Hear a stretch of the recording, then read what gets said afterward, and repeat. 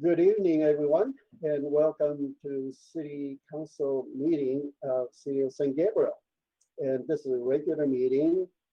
Today's day is Tuesday, September 7th, 2021. I call this regular meeting to order at 6:38 p.m.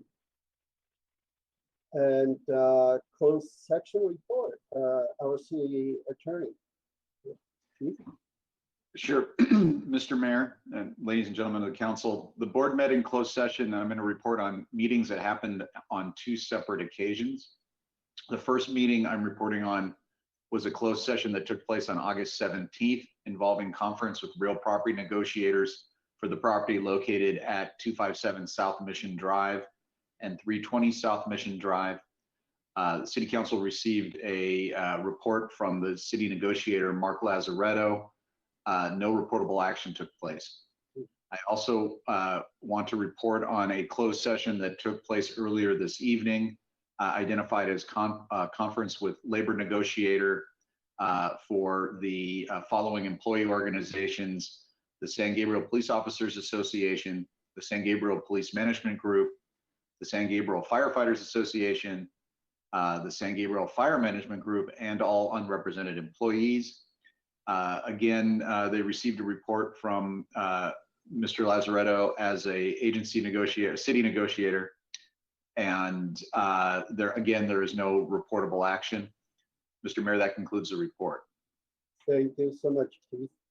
Next item is Pledge of Allegiance, led by Councilmember Pu. Thank you, Mayor. Please rise and face the flag. Ready, begin. I pledge allegiance to the flag of the United States of America and to the republic for which it stands, one nation, under God, indivisible, with liberty and justice for all. Thank you. Thank you. Clerk, roll call, please. Mayor Liao, Here. Vice Mayor Ding, Here. Councilmember Harrington, Here. Councilmember Menchaca, Here. Councilmember Pu. Here. Thank you. We will start with some announcements from our Chief City Clerk. Go Thank ahead. you, Mayor. Tonight's meeting is live streamed on cable channel 3 and our online platforms. Please email all public comments to cityclerk@sgch.org no later than the time the item is considered by the council tonight. Comments will be read for up to 3 minutes each. Comments received after the end of the public comment section will be forwarded to the City Council after the meeting. If you wish to be added to the distribution list to receive City Council agendas, please email your request to cityclerk@sgch.org. Thank you, Sharon. Next item is approval of agenda order. There any objection to the agenda order?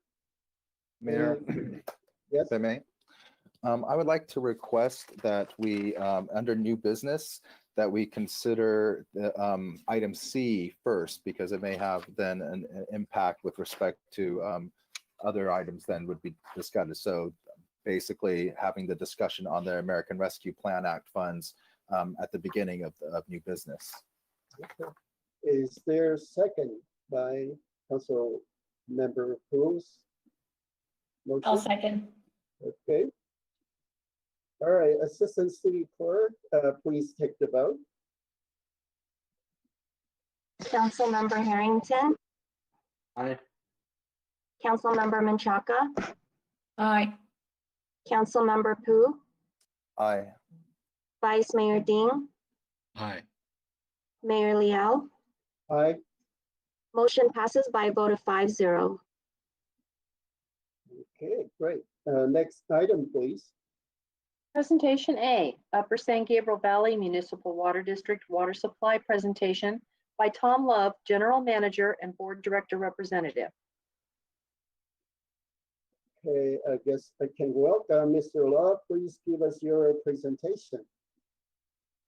Thank you. First, I'd like to introduce Director Charles Trevino. Director Trevino has served on the Upper District Board for a number of years, representing several cities, including the city of San Gabriel. And I don't know, Director Trevino, if you wanted to say any words at the beginning of the presentation. Yes, I do, Tom. Thank you. Good evening, Mayor Liao and members of the City Council. I've proudly represented the city of San Gabriel as a director on the Upper San Gabriel Valley Municipal Water District for the last 13 years. As you know, Upper District is a regional water wholesaler for 26 water retailers and 17 San Gabriel Valley cities, including the city of San Gabriel.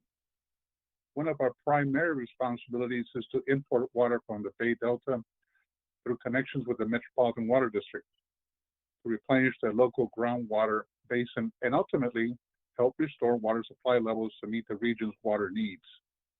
I'm sure many of you have seen the recent media coverage on the governor's drought declarations and his calls for voluntary water reductions amid the worsening drought conditions.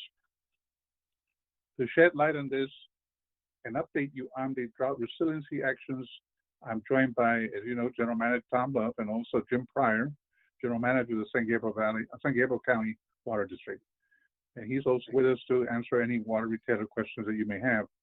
Tonight's presentation will detail our water supply levels and the actions that we are taking to ensure water reliability, regional water reliability. Through our many partners, we've made considerable investments in storage reserves, infrastructure improvements, and conservation programs. Thanks to our residents' water conservation efforts and the region's resource planning, the San Gabriel Valley is prepared for the dry years that are coming. Thank you again for allowing us to present. I will now turn it over to Tom to provide you with the update. Tom.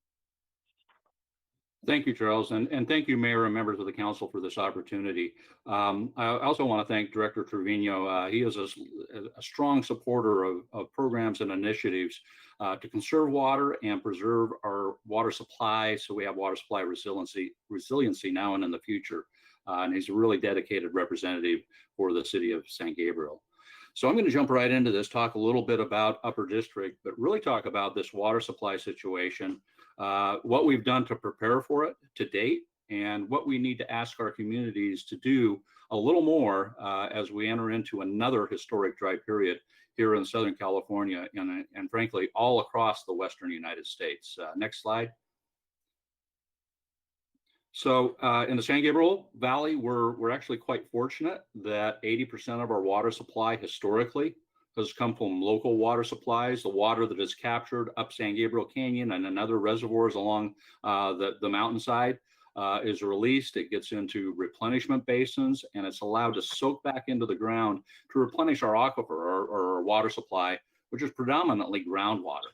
And so that rainfall historically has provided 80% of our needs. In the late 50s and 60s, it was recognized that that local water wasn't quite sufficient. And so Upper District was formed and we joined Metropolitan Water District, which gave us access to two sources of imported water. One from the Colorado River through the Colorado River Aqueduct, which was constructed by MWD in the 1930s. And then from Northern California through the State Water Project, which was constructed in the 1960s. And so that's where we get our supplemental water to supplement that 80%. However, local conditions over the last 20 years have been about 20% less than the long-term average. And so that 80% local supply has declined a bit. It's not quite meeting 80% of our supply right now. So we need a little bit more imported water. But that has been partially offset by the tremendous response of our communities and our residents to the call for conservation during the last drought when Governor Brown was governor. Now we're seeing another dry period, and we're going to ask those residents to continue those efforts and that behavior to help preserve those water supplies. Next slide. So here's the situation. We are in essentially the third or fourth driest year on the historical record in California. The graphic to the right showing the state of California, the darker reddish areas are exceptional drought. That is the highest level of drought under the U.S. Drought Monitor. If you were to take a snapshot of the entire Western United States, including the Colorado River watershed, the map would be a very similar color. The entire Western United States is in this condition. And if you take the last 2 years together, they are the 2 driest years in the historical record. So we're in a really serious situation. The governor, Newsom, has declared 50 out of 58 counties under emergency, but that has not included the Metropolitan Water District service area here in Southern California. And the reason for that is, frankly, we as a community have invested through Metropolitan in significant increases in water storage capacity. And Metropolitan Water District ended 2020 with a new record amount of water in their storage portfolio. So that's really great. That's good. However, most of that happens to be on the Colorado River system. And historically here in the San Gabriel Valley, we've relied more so on the State Water Project. So even though they have a record amount of water in storage, they still have some challenges in moving that water throughout their service area. And so earlier this month, or excuse me, in August, the Metropolitan Board did declare a water supply alert and called for some enhanced conservation. Next slide.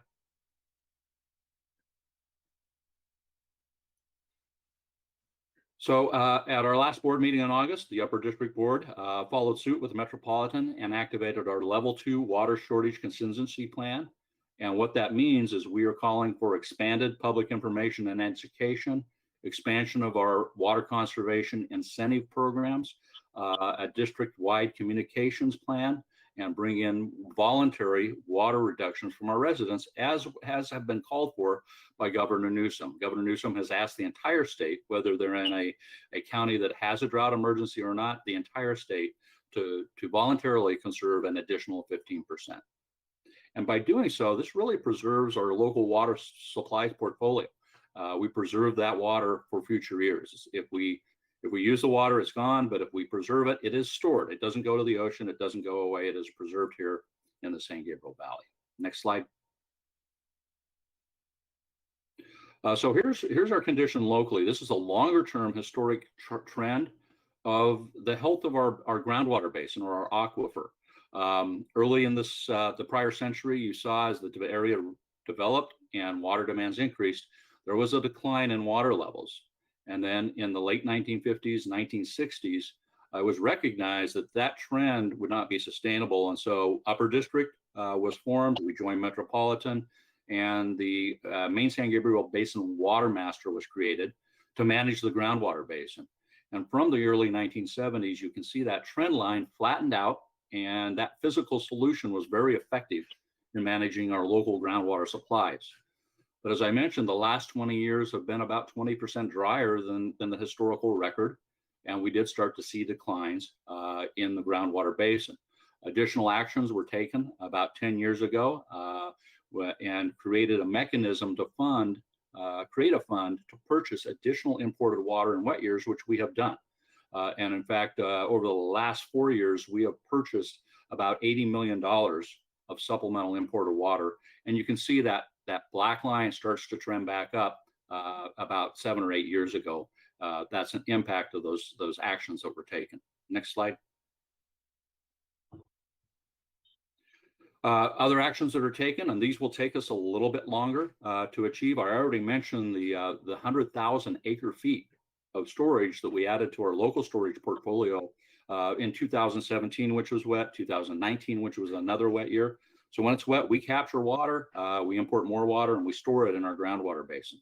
And I also mentioned Metropolitan Water District's record amount of storage at the end of 2020. But we also look towards the future. What do we need to even further enhance the reliability of our water supply? And so Metropolitan is embarking on what will be the largest recycled water project in the country. It'll produce up to 150 million gallons a day. That's enough water for more than 500,000 homes. And as I mentioned, one of the largest projects of its kind. It is underway with early environmental work and technical work. Their current schedule shows completion in about 10 years. And they have indicated that they are working on ways to accelerate that project and get it done in less time.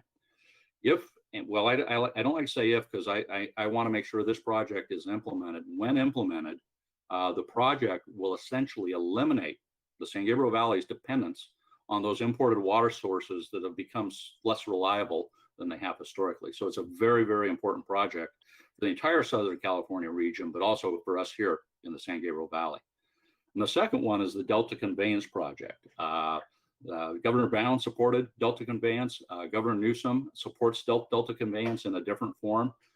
This was supported by the Metropolitan Upper District Board in 2017. And this project essentially modernizes and repairs the aging delivery system through the State Water Project. The State Water Project, frankly, was never fully completed. The Delta Conveyance section of that project has yet to be built, but this project is moving forward.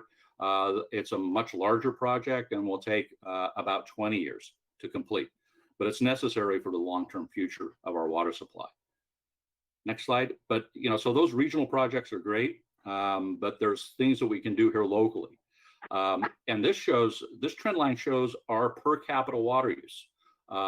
This is the conservation that has taken effect due to the efforts of our residents here in the San Gabriel Valley, and it's really dramatic. We in the San Gabriel Valley have reduced our demand for water by 25% over the last several years. And that's really remarkable, and it has generally remained at a lower level. In 2021, we are seeing those demands pick back up again, but we believe that's not because people are returning to old behaviors. It turns out that 2021 here locally is also an exceptionally dry year. Our rainfall in the San Gabriel Valley this year to date is less than 40% of normal. And we've had some pretty warm weather, and that by itself just creates a demand for more water. But overall, our residents are doing a great job, and we're asking them to continue that and step up their efforts as we move forward into what looks like another historic drought in California.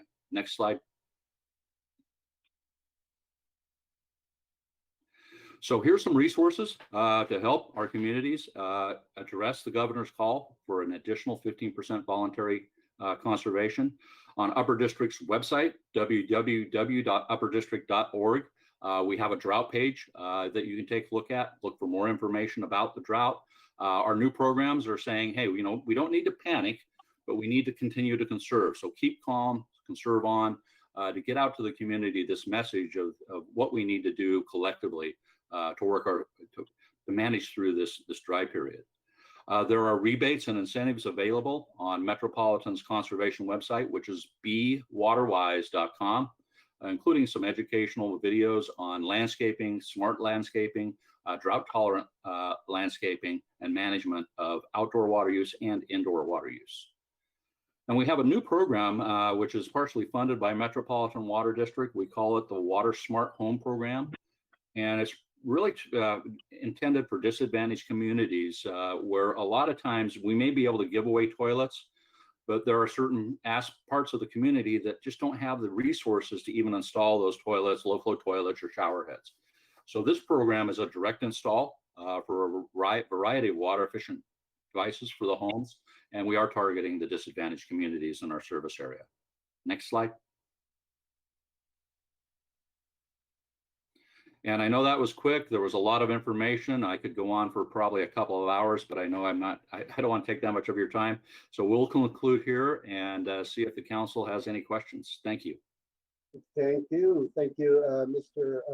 Love and Director Charles Trevino for your presentations. And now open to City Council's question and discussion. Anyone? So if not, I have. Okay, go ahead, Councilmember Fu. Thank you, Mayor, and thank you, Director Trevino and Mr. Love for bringing this presentation to our council. It's certainly very informative. And I just wanted to follow up on what Mr. Love said at the end in terms of targeting the disadvantaged communities with water-saving resources. I'm curious as to like how you're able to do that. Yeah, so we've said we have a consultant on board. They've been working with us for a number of years. It's called Ecotech, and they have the resources, the field resources, to go out both on outdoor water use and indoor water use. And this is using funding from Metropolitan, or they call it their member agency managed funds, where they support us financially. where we are able to go out when we're able to get access to the disadvantaged communities. It's either a landlord or it's a tenant or it's a homeowner is able to get out to us and get information. Ask us to come out. We will do a inventory of the devices in the residence, whether it's a multifamily or single family. We use Ecotech to do those, we call them water audits. And then they identify opportunities for devices or modifications to help the resident conserve water. And then we purchase the devices and we pay for Ecotech to install those devices in the home or residence. So that can be accessed. We certainly ask the community's help and the city council's help. If you have ways to reach out to some of the residents in the disadvantaged sections of our community, please share that with us, because that's one of our struggles, is getting the message out and finding a mechanism to effectively penetrate the community. Then can you share with us perhaps offline, or I don't know if there's a number or something on how to connect with you on that? And also, I mean, I don't know if you know it off the top of your head, but what in this program is the definition of disadvantaged? So what we use, and I don't remember the exact terminology, but it is the state-based criteria for disadvantaged communities. And we can certainly get that information. I just don't know it off the top of my head. Okay, yes, please. Yeah, that'd be great. You know, if there's a way for us to help you get the word out about this program and a number that folks can call, then I'm sure that you know, we can get at least a few residents or landlords to be able to you know, take advantage of this program. Sounds great. Thank you.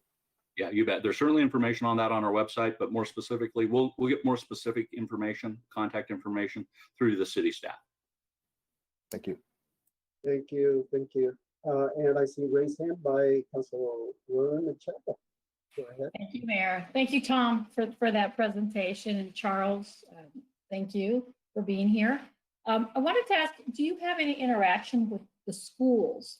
Because that's always a great way to share the program. A lot of times it starts sometimes with the kids, and the kids encourage the parents, and kind of becomes a family affair. But are there any programs for school-age kids? Yeah, certainly there are. So we have a number of programs where we reach out to you know, the elementary and middle school children. One of them is we also contract with a science discovery center to put on programs. If I recall the numbers, we reach about 5,000 students a year. Our target is really 5th, 6th grade. In addition, we also have an annual grant program that teachers can apply for a program at the school, and they can receive up to $1,000 to help fund, whether it's creating an edible garden to educate students about water and landscaping, or other environmental science related programs that are oriented around water and water conservation. So those programs are available. Those are mostly in high school, middle school, and high school levels. And then Metropolitan on a really science-based program does their annual Solar Cup for high school students. And a number of our high schools in our region have participated in that, not only to get kids interested in science, but specifically in environmental and water related science fields. So we do it out there. We want to do more. Lastly, we have a new water bottle fill station program that some of those have been installed at public facilities, at schools. A number of them, in fact, have been installed at schools. It's another way to reach out and educate the students and the community about, number one, the safety of tap water, and number two, what they don't realize is to produce a bottle of water requires at least 10 times as much water as goes in the bottle. And so it's certainly a way to conserve water to, rather than buy bottled water, to refill your water bottles at a water bottle fill station. So along with those fill stations, we have some information, some posters next to them to provide that educational resource. Thank you, Tom. Thank you. So any others have questions for Tom or Charles? If not, I have a question, because 8 years ago I was lucky to have a chance to visit the Bay Delta area, And right away, I saw all this water, from northern Sacramento, and then runs to the ocean and wastes all this water. And at a time, because the serious drought in the Central Valley, they don't even have any water. The faucet is, they turn on the faucet, it's a mud. There's no water come out. So I said, well, we got to do something because this is not going to work. And Central Valley produce so much, produce and help our economy in California. So I thought, well, we got to build something. And so that Bay Delta tunnel project was a very good idea, and I support it for the past 8 years since I'm on the council. But however, been changed is from 2 tunnels to 1 tunnel, and from 50 feet diameter to 40 feet, just smaller. But I was shocked. I heard you said it's going to take another 20 years. I couldn't believe it. It's going to take that long. What are the challenges that it's going to delay this project? Yeah, and Mr. Mayor, you're absolutely right. This project has been needed for decades, and it has been worked on for decades, starting with the peripheral canal vote when Governor Brown had his first administration. And this has been going since that time.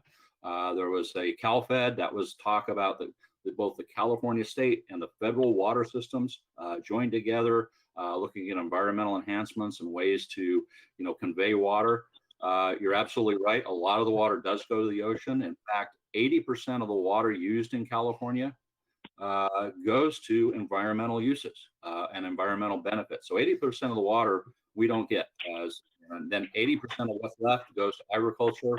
And for cities and towns and our local communities, we get a small part of that.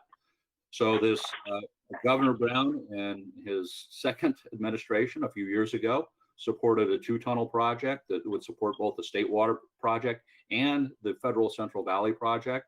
It had 2 tunnels. Governor Newsom came in. He said, we need to do something, but I don't think 2 tunnels is the solution. And he is supporting the 1-tunnel solution. That change from 2 tunnels to 1 tunnel required a new environmental review, which is going to take 3 additional years. And we're in the middle of that right now. However, that being said, at this point, the federal water contractors have not indicated participation.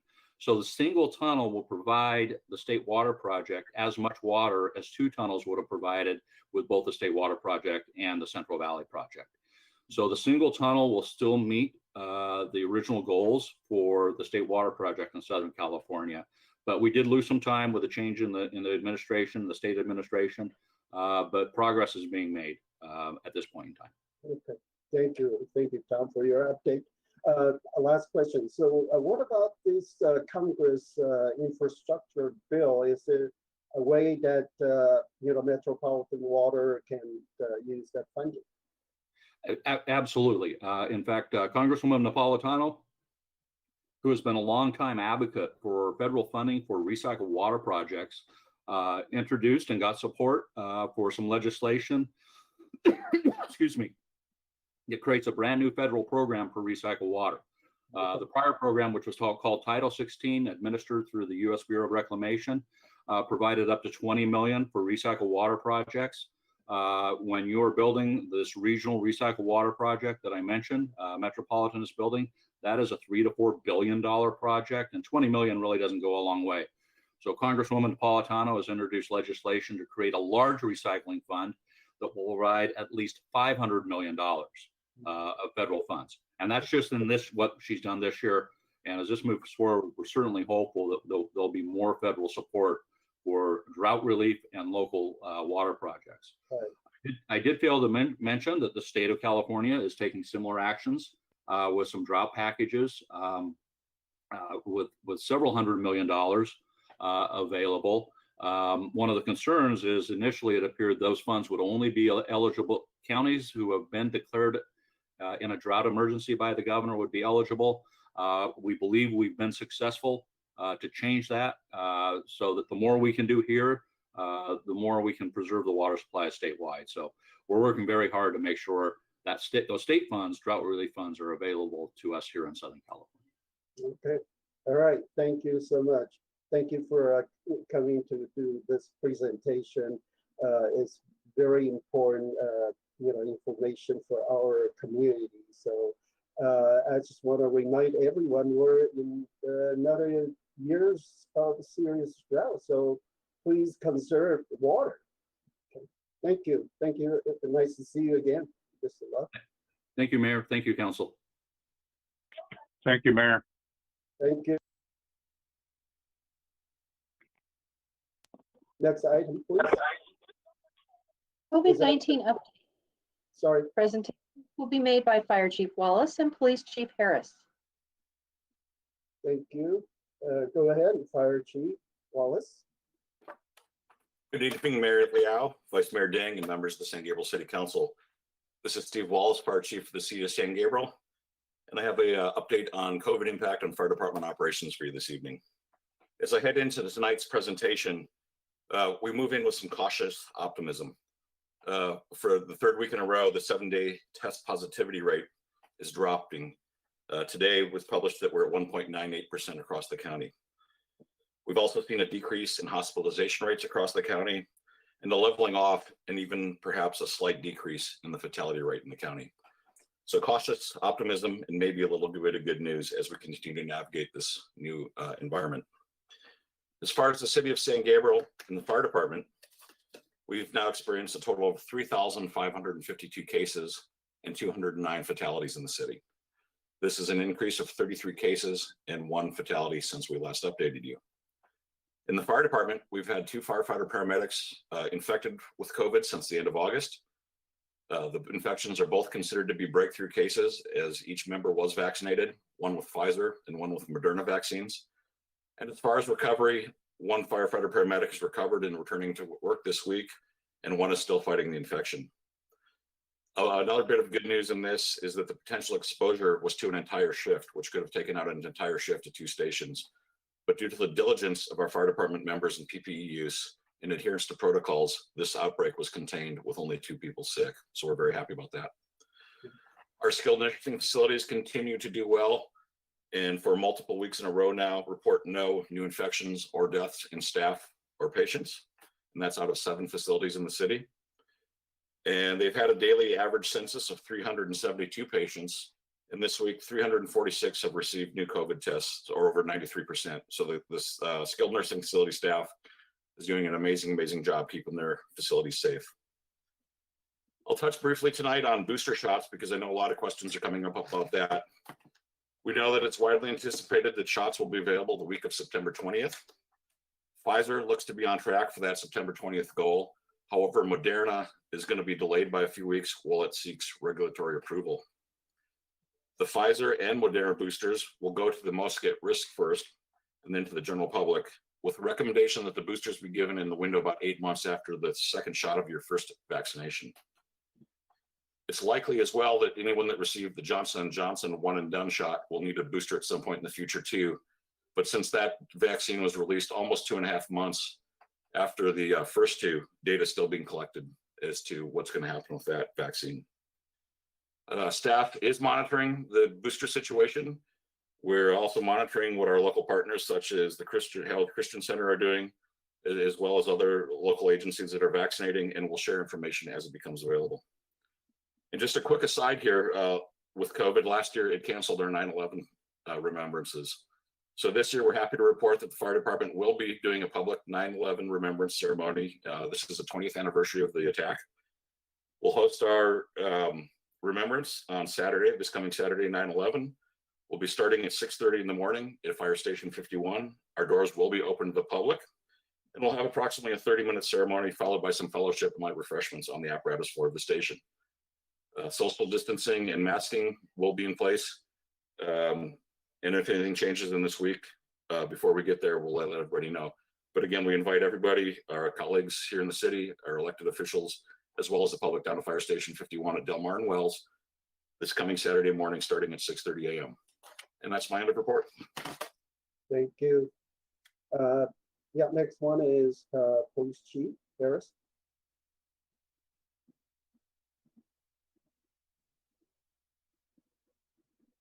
Chief, I think you're still muted. And I was on a roll. Mr. Mayor, Mr. Vice Mayor, members of council, good evening. My name is Gene Harris. I am the police chief for the city of San Gabriel. And this will be a brief COVID briefing. Since the last time we spoke, we had 5 individuals within the police department contract COVID. But fortunately, we had no major issues with those folks, and all of them have since returned to work. Much like the fire department, we think that it was the diligence of the folks within the building that helped keep that spread to a minimum. However, because it was 5, it met the threshold for the Department of Public Health to come out and conduct an inspection at our police station. Once they did that, they came out and took a look around the station, gave us some options to make sure we continue to be safe within the building. And it turns out that we, as inspections go, passed the inspection with some flying colors, and that was a very positive situation given the potential negative consequences. So that worked out well. We currently have no service issues with regard to people from COVID. We have all of our folks out there providing 100% of our service delivery.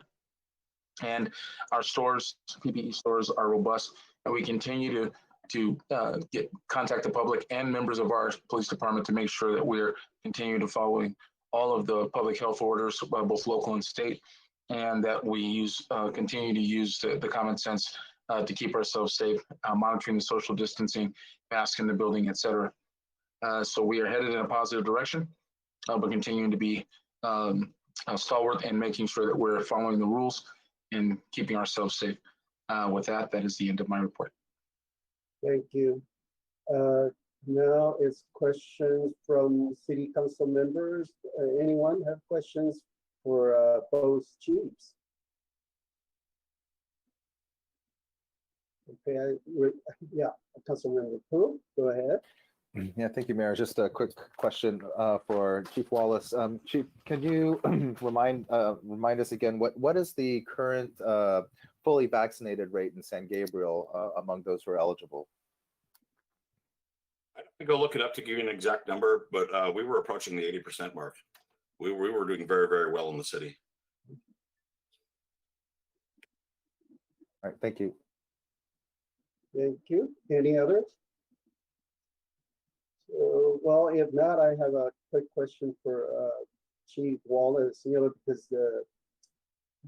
originally scheduled September 20th for booster shot, and there's some confusion going on now. The CDC, FDA couldn't agree to that, but I heard Pfizer's booster shots available. So how can San Gabriel seniors and the people that have underlying, the disease, and they need to strengthen their immunity? So through this third shot, so how can they apply, or how they get in line for this booster shot? Mayor, that's a very good question and very, very timely as well. You're absolutely correct in that Pfizer is approved and will be hitting the target of September 20th. The CDC put that out about 2 days ago.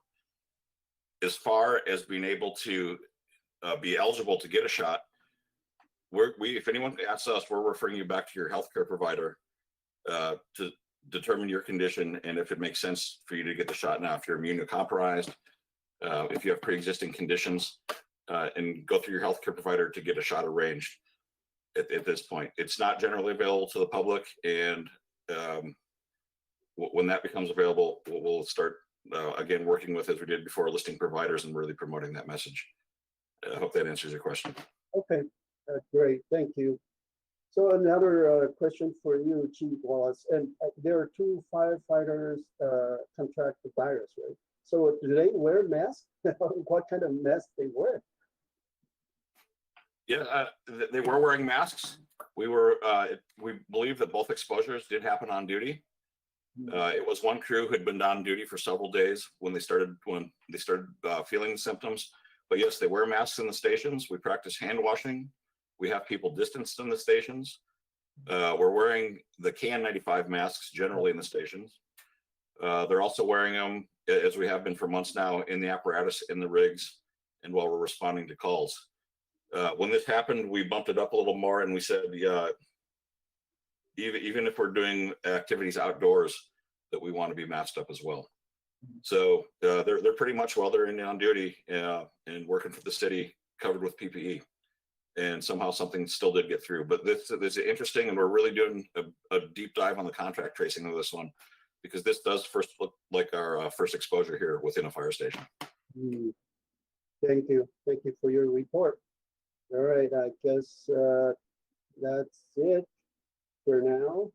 No other council member have questions? I don't see raised hands. Okay, all right. Next item is public comment.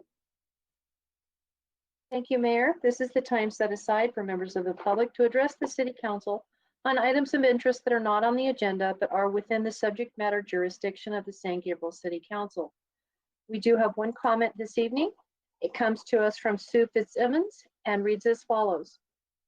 To Mayor and City Council, as a resident and commissioner at a meeting last week, I misspoke. I said the city was on the road to bankruptcy.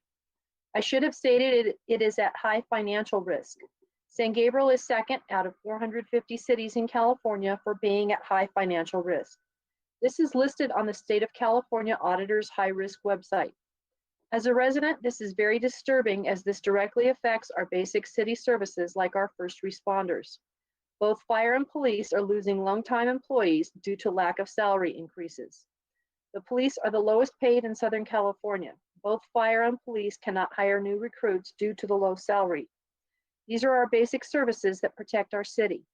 We as residents pay our property taxes, passed a measure to increase sales tax, and yet our financial health is very poor. You as the City Council have the power to make changes. I challenge you to dig deep, follow the directions of the State Auditor's Office, and make changes. I am only one voice, but I am sure there are many more that feel the same. San Gabriel is a great city and we need to shine again. And that concludes the comment.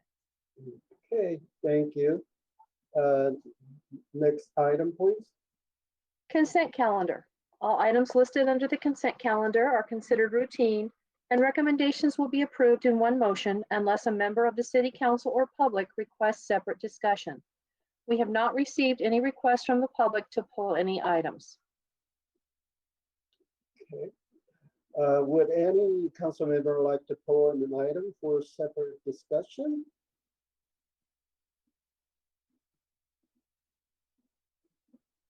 Okay, I see none.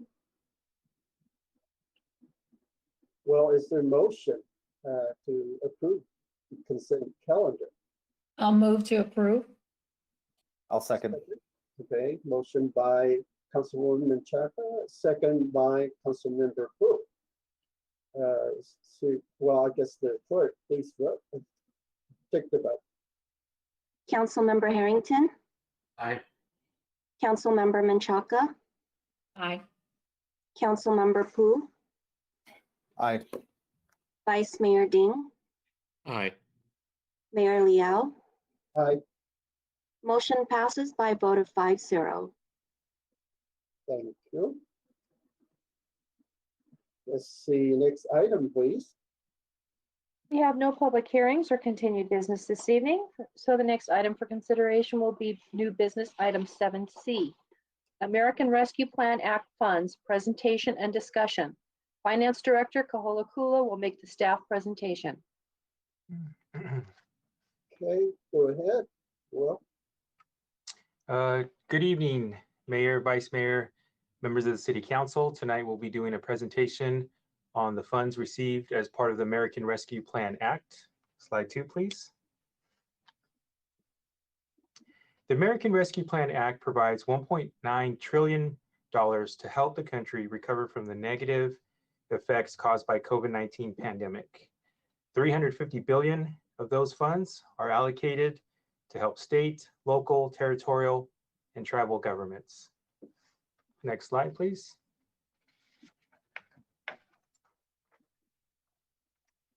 Out of the $350 billion, the city of San Gabriel has been allocated $9.5 million of ARPA funds to meet the city's present needs and to build a foundation for a strong recovery. In July 2021, the city received the first half of the American Rescue Plan funds of just over $4.7 million. And in next July 2022, the second half of the American Rescue Plan funds are expected to be received. Next slide, please. The purpose of tonight's presentation is to examine and understand the eligible uses of the ARPA funds and the time frame in which ARPA funds are to be used. The regulatory guidance over the ARPA funds are provided by the Department of Treasury. A report will be provided annually on the use of ARPA funds every October 31st, beginning this year. And regarding the time frame, ARPA funds may be used to pay for eligible expenditures incurred beginning March 2021. The city has until December 31st, 2024 to obligate the funds or enter into a contract to expend the funds, and until December 31st, 2026 to expend the funds. ARPA funds may not be used for pension liability expenses, debt obligations, to replenish reserves, or as a non-federal match for a federal program. Slide 5, please. The regulations provide 4 broad categories that ARPA funds are eligible to be used for. In the upcoming slides, we'll look at each category in more detail. The 4 categories of eligible uses of ARPA funds are expenditures to respond to the public health emergency and the negative economic impacts caused by the pandemic, premium pay for eligible workers performing essential work during the pandemic, item C, revenue loss to help make up for lost revenue caused by the pandemic, and D, investments in water, sewer, and broadband infrastructure. Slide 6, please.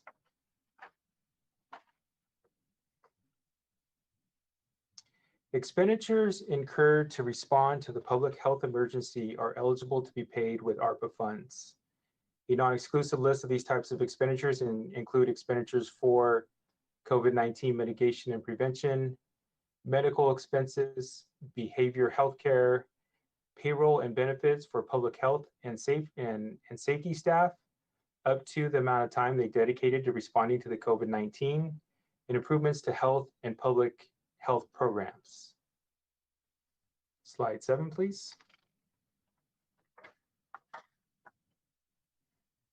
Expenditures incurred to respond to the negative economic impact caused by the pandemic are also eligible to be paid with ARPA funds. A non-exclusive list of these types of expenditures include expenditures for assistance to unemployed workers, assistance to households, assistance to small businesses and nonprofits, rehiring local and tribal government staff up to the pre-pandemic staffing level, and aid to impacted industries. Slide number 8, please. Premium pay to eligible workers is also an eligible expense for ARPA funds. Workers eligible for premium pay are those who are critical to the well-being of communities, those performing in-person work and interacting with others at work. Example industries for premium pay, eligible for premium pay, include the public health and safety, healthcare, childcare, education, sanitation, transportation, and food production. Premium pay may be retroactive to the start of the pandemic at up to $13 per hour to a maximum amount of $25,000. The regulations provided by the Department of Treasury note that eligible lower income individuals should be prioritized and funds could be used on third parties. Next slide, please.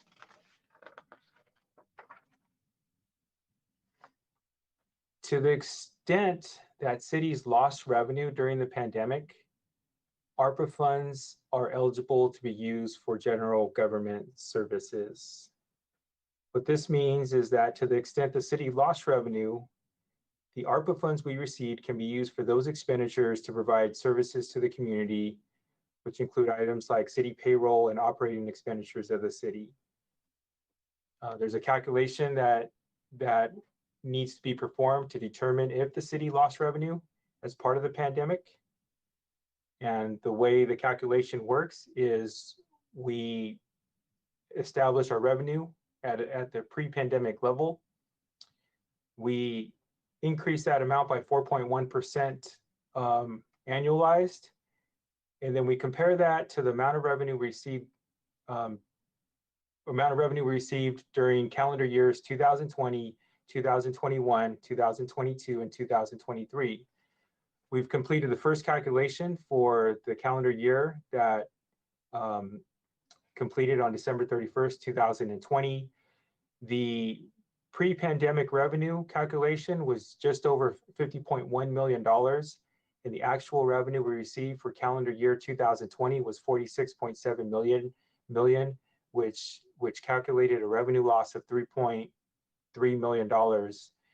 This revenue loss can be used for general government purposes.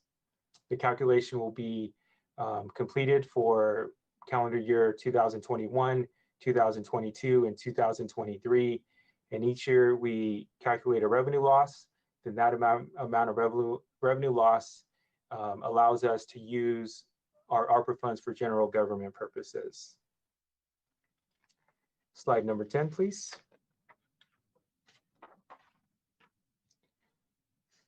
ARPA funds can also be used for investment in infrastructure. The infrastructure that is specific to the ARPA regulations includes high quality water and sewer infrastructure, as well as broadband infrastructure. Slide 11, please. The financial considerations regarding the ARPA funds for the city. For fiscal year 2020 to 21, 3.75 million of ARPA funds is included in the year-end fund balance projection of 5.1 million. For fiscal year 2021-22, 3.7 million of ARPA funds is included in the budget surplus of 4.3 million. The eligible uses of ARPA funds that will be applied for those uses of ARPA funds include the revenue loss calculation and time and expenses to respond to the public health emergency. And then for fiscal year 2021-22, eligible expenditures will also include those expenditures to rehire employees to pre-pandemic levels. For the future years, 2022 through 23 and 2023 through 24, the revenue loss calculation will be completed to determine the funds available for general governmental purposes. The expenditures to rehire employees to pre-pandemic levels will continue to be eligible for our ARPA funds, and the time and expenses incurred with a nexus to the public health emergency also will continue to be eligible for our ARPA funds. Slide 12, please. So in conclusion, San Gabriel has been allocated just over 9.5 million in American Rescue Plan Act funds. The city has until December 31st, 2024 to obligate the funds and December 31st, 2026 to expend the funds. There are 4 primary categories of eligible uses of the ARPA funds. The full extent of the revenue loss category will not be fully known until January 2024. And at a future date, staff will come back to council to continue the discussion and provide suggestions for the uses of the ARPA funds. Next slide, please. That concludes the presentation. I can take any questions you may have. Okay, thank you. Well, any council member have any qualification question for the report?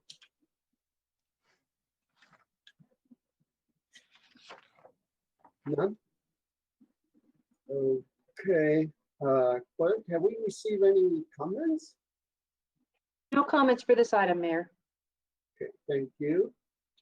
And I guess it's time for council's discussion and deliberation. Anyone want to go first?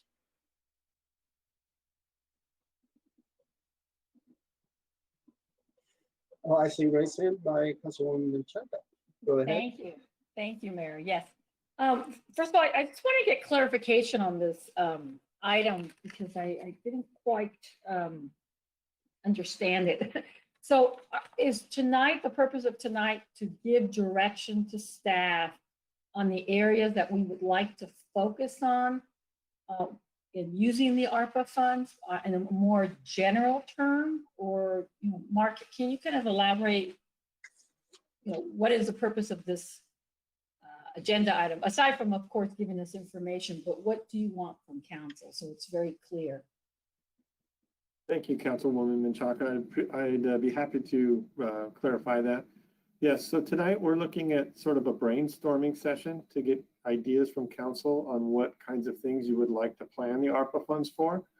What Will's presentation laid out was the fact that we think we can account for, at least for the next, for the end of this year, last year and the end of this year, we can account for over $7 million of lost revenue that we could use towards general governmental services, which would help backfill our negative fund balance.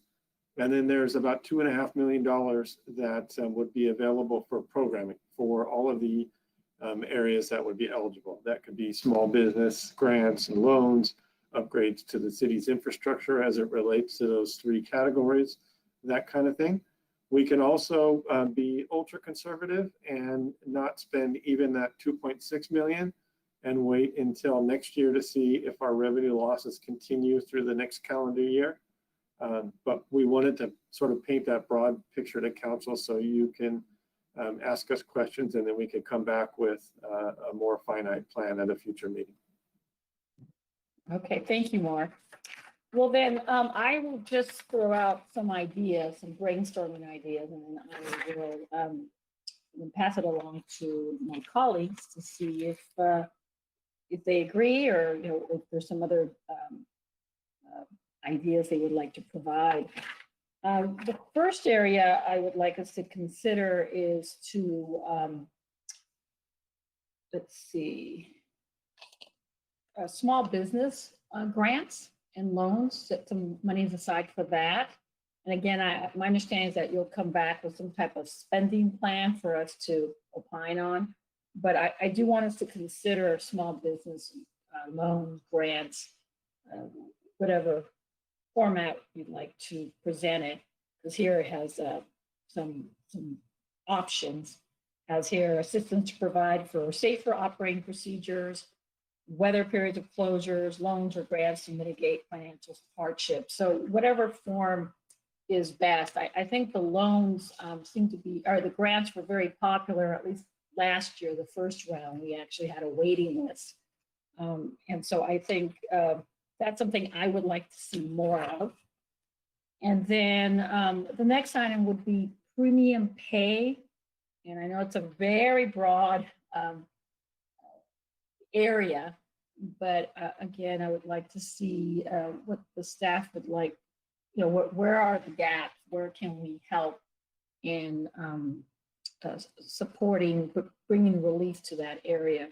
And here it says well, we have to look at the eligibility of workers, not everyone, but I would like us to have special emphasis on public safety and our staff who really made a difference with our seniors in particular, providing those ongoing lunches at the Playhouse every week.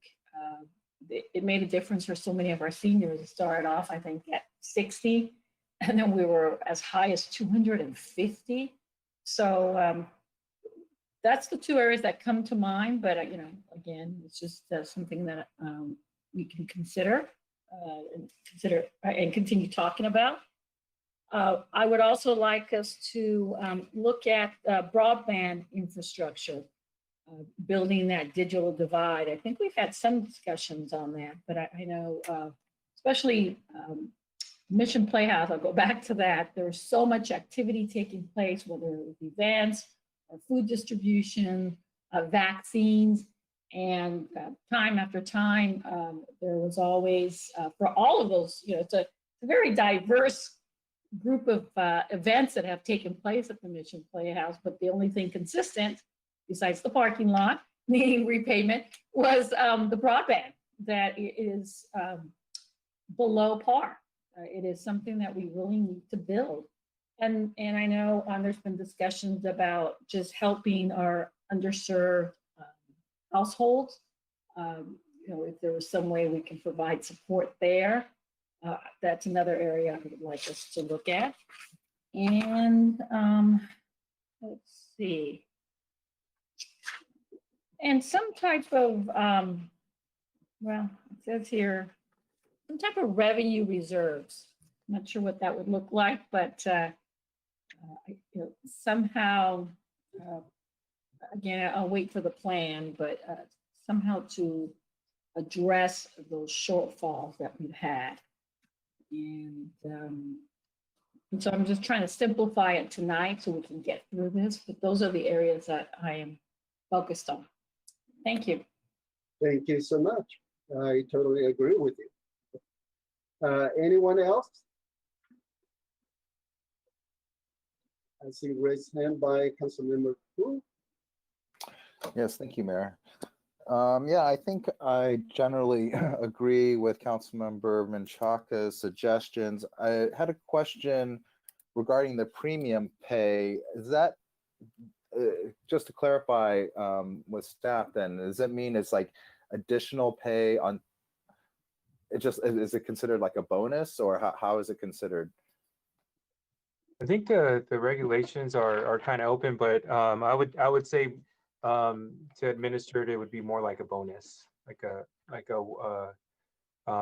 so we could go back to the beginning of the pandemic and we could provide a premium pay going back to the beginning of the pandemic. So it could almost be like a retro, and then it could be a bonus as well, a one-time type of bonus. Interesting. And so, and then, but only certain employees are eligible, however. That's correct. Okay. I guess the other question is it PERSable? Like, meaning then would we have to also come up with extra contribution with respect to, PERS for the premium pay? And then can ARPA funds be used to also pay for that portion? After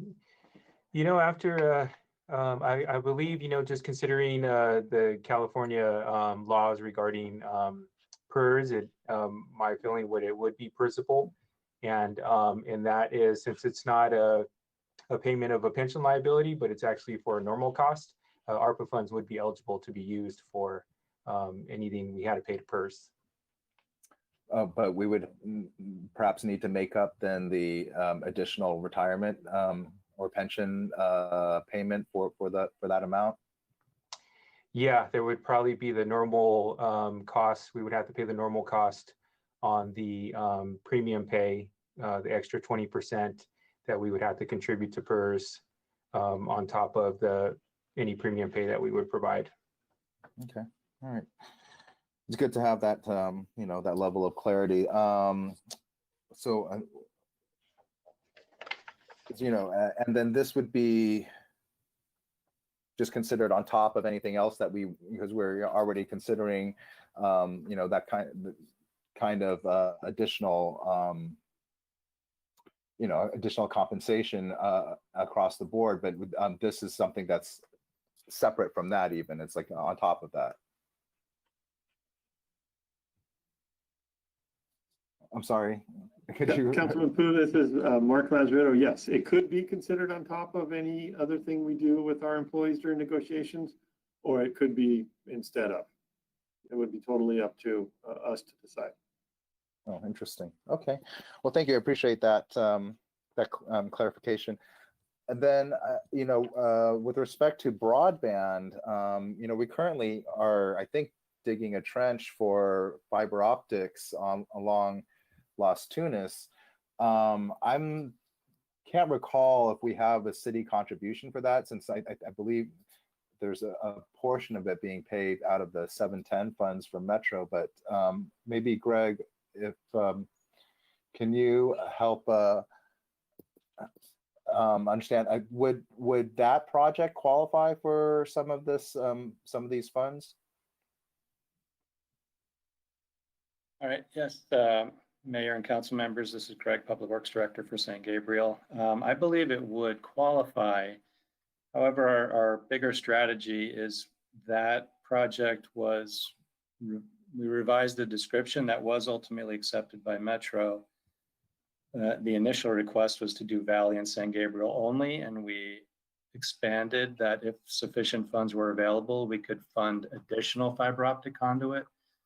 The effort we're putting with in-house installation is very cheap for Las Tunas, and I do hope that the 710 project will fund it. In addition to that, Metro has already expressed to me that they are quite open to the idea of moving previously approved money between the previously approved projects. So there's potentially extra funds available because we've got a total of about 25 million over 7 projects. So we probably will have funds available from some of those projects to cover this. And I ultimately hope to move a lot of funds so that we can get fiber optic conduit down Del Mar and Mission and connect police, fire, and city hall and public works all to the system. Okay. What about then distribution from those main lines along those relatively like larger commercial corridors and into actual, you know, either residential or business areas?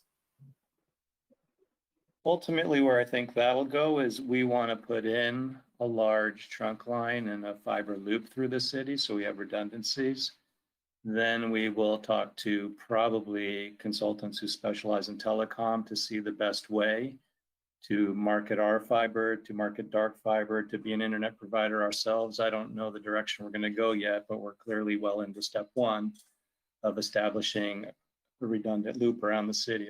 That's where we're at now. Okay. So I take it then for that kind of sort of more retail distribution, you're saying that it would be probably some form of public-private partnership of some kind, leasing to a private entity that ultimately does the sort of, you know, end customer, you know, connectivity. That's probably a likely scenario. Ultimately, we will bring experts on board and look into possibly the city being a provider of service direct to home. It could be cities kind of uninvolved and we just rent out conduit space and maybe we get revenue sharing with someone else. I don't know exactly today what direction we're going to go yet.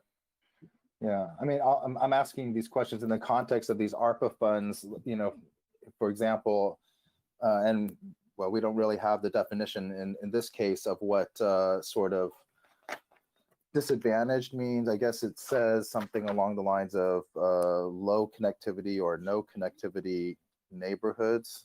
Let's see here.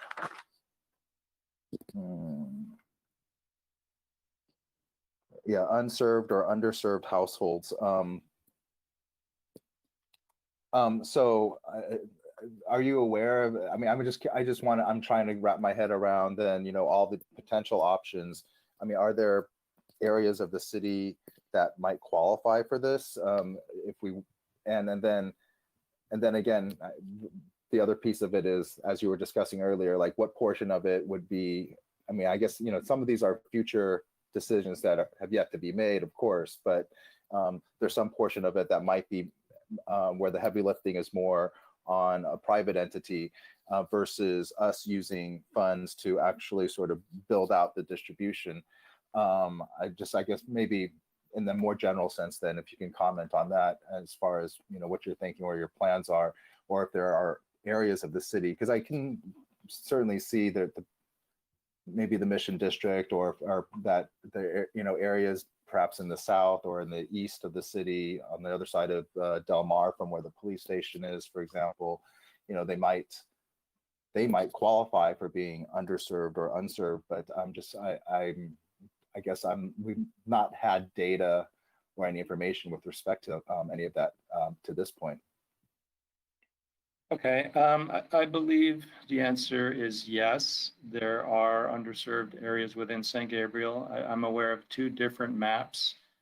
One I'm more familiar with, that's put out by CDBG, the Community Development Block Grant, and they dictate where we can spend CDBG funds, and that's really based on socioeconomic status of a neighborhood. So we have an established map there. And I saw another map, and I'm blank on what it was called, but when we applied for funding to repave a lot of Valley Boulevard, we were denied this year, and we had a meeting with them, and they referred us to another map that did include, let's see, I guess it's the more of the west end of Valley Boulevard and to the south of Valley. So there are established maps, and they are probably in areas that we would want to run some more trunk line fiber in. So we can evaluate the maps a little more and see if it makes sense to potentially use some ARPA funds in those areas. Okay, I'm sorry, I didn't catch the second set of maps that you said. It came up in conjunction with what discussions? We applied for a grant to fund some streetscape work on Valley Boulevard. It was to put in some trees and essentially I was trying to put in permeable parking lanes. I'm trying to get as much of Valley resurfaced on potentially different qualifying grants. Sure. And that one, when we had a follow-up meeting, we didn't have enough points to get the grant, but they referred us to a map and said, if you cut your scope of what you want to do on Valley to the qualifying area, and it was different than the CDBG map, but I don't recall what it was called. Okay, I'm sorry. But this was a state grant, or what kind of grant, or was it Metro? I think it was. I'm just curious where we might be able to see this. It had something to do with green building, and the way we were trying to qualify was like urban greening. We were trying to create an infiltration, make valleys somewhat permeable, and that's what was going to qualify us. Okay, great. Yeah, no, I don't want to get. I didn't want to take us too far afield of the discussion here. I just wanted to understand where those resources might be able to be found. So, anyways, okay, I'll love to hear the thoughts and questions of my colleagues as well. And thank you all. Appreciate it. Thank you. Thank you. Any others? Questions for Greg? So if not, I attend the ICA conference last weekend, and Culver City did the last mile because they connect all the apartment buildings in the city of Culver City. So they can provide, it's 10 times faster than they get right now with the internet, and to provide all the services for residents in the city for free. So I was totally shocked and said, well, how could they do this? But however, I think besides ARPA grants, state also provide $6 billion for broadband, and for cities, I think it's called Last Mile, and they're $2 billion. And Greg, you probably need a consultant or technical assistance, and there's $50 million available. So just apply for that, and then $2 billion for our city for the last mile connectivity. And of course, the larger one is 3.25 billion. That's middle mile, but I think our city not gonna because we don't have state highway or anything, so we're not going to deal with that. And so that's money available right now. Looks like none of the, if we apply, we probably have a very good chance to get the grants. So it's, like the beginning of this broadband project. But for our part, I do have a question because for some reason, I got this information. I saw it and I kept asking about this, because we could use our part grant, and that's what kind of become 25% of the city's matching fund. And then we apply for infrastructure grants. So I just have a question here because in page 2, we can use ARPA funds for federal grant match requirements. But I did see something that, for broadband, we could use that. So, Will, do you have any answer for this? I would say if we would receive a federal grant, even though it's for broadband and it has a match requirement, then we would not be able to use ARPA funds to satisfy the match requirement. It's kind of using federal funds for federal funds. But if we want to explore that, we can definitely reach out to the Department of Treasury and have them opine on if there's something that would allow us, since we're using it for a broadband match. Maybe there's an exception, but my initial thought is no, would not be eligible. So yeah, please look into that because I did see something like that, and I was curious about that. But anyway, there are already states funding available, $6 billion available. So I think if we just concentrate applying for those grants right now, I think, through this $2 billion last mile and 50 million technical assistance, I think we can get some of the funding to us. And comes to private public partnerships, I think for St. Gabriel, probably, I don't know, my gut feeling is we probably have to go through that route because we don't have the resources or staff manpower to run the internet program. So we probably have to work with telecommunication company and, to provide the services. So maybe that's something that we have to look into in the future. But I'm grateful that Greg already started doing it, bearing those fiber optics on Las Tunas, right?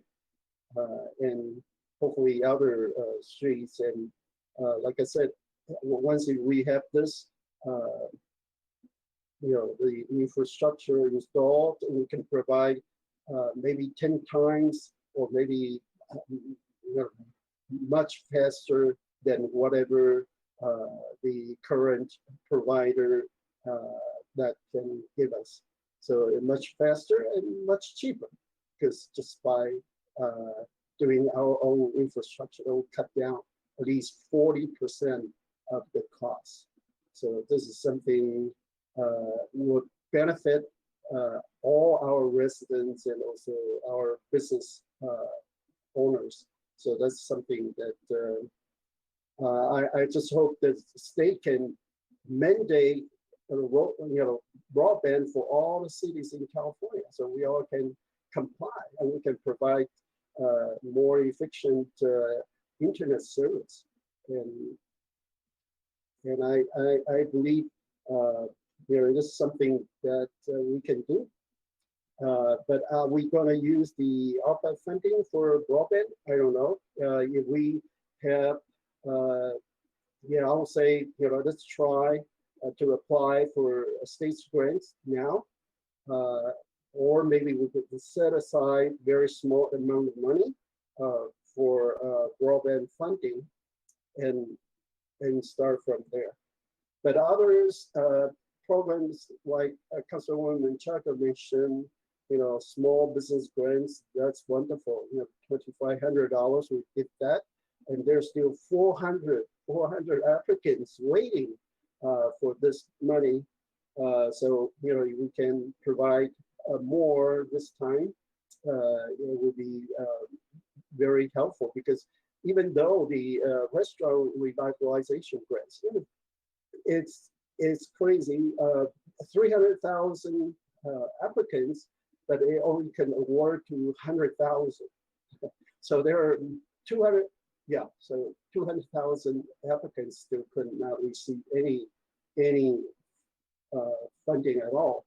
And especially for our city, the small moms and pops restaurant owners, they don't know how to apply because they don't have the CPA to prepare the forms. They don't know how to do it. But some large restaurants receive 2 million, 1 million, and even one I know is 750,000. So yeah, that's kind of unfair. Those big ones, they know how to apply and then they get it. But of course, they have more employees and their expenses much higher. Their rent is so much higher.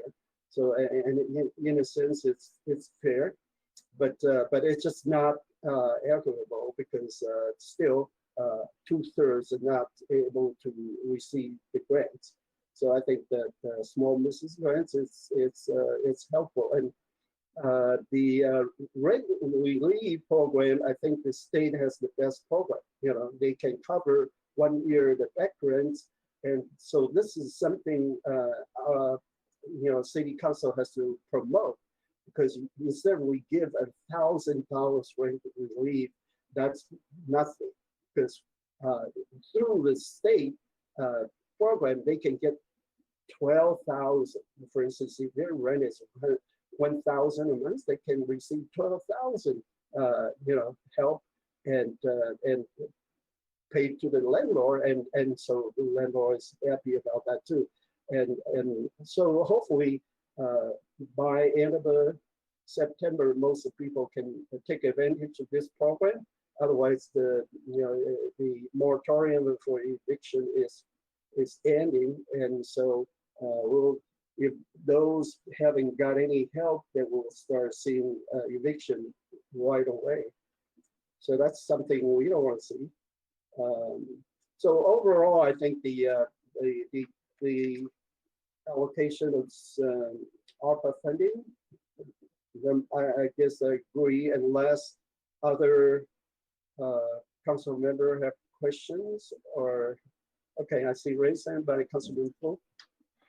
Yeah, thank you. And actually, as you were talking, I was thinking about that COVID-19 rent relief program, and I completely agree with you. I mean, it's something that we should promote. And I'm wondering if staff had considered potentially, and I know that the ARPA funds are more or less one-time monies. I mean, we're getting it over 2 fiscal years, but it's not as if it's an ongoing revenue stream.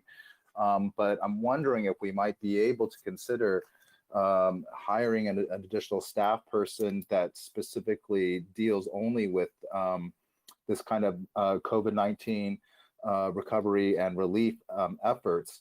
And if it's possible, then, once we're maybe past that, there would be other roles and, for a person like that.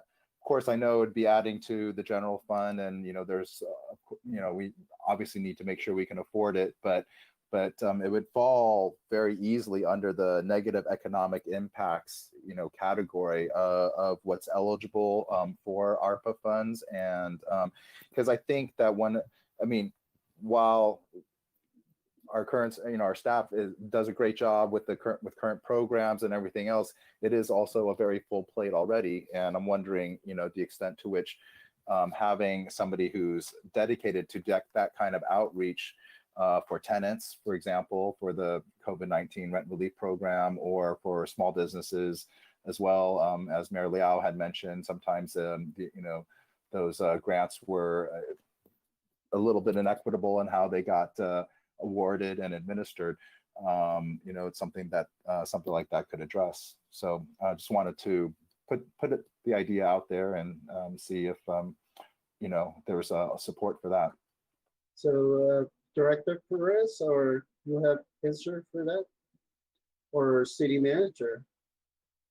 I've seen other cities. Thank you, Councilman Pu and Mayor Liao. I've seen other cities that have had positions either partially dedicated or fully dedicated to providing oversight of the COVID relief programs and also internal technical assistance. So let us kick that around internally, and when we bring something back, that's something that we can look at the eligibility on and present that to council for consideration during our next meeting on this. Okay, all right, thank you. And I see raised hand by Councilwoman Chaka.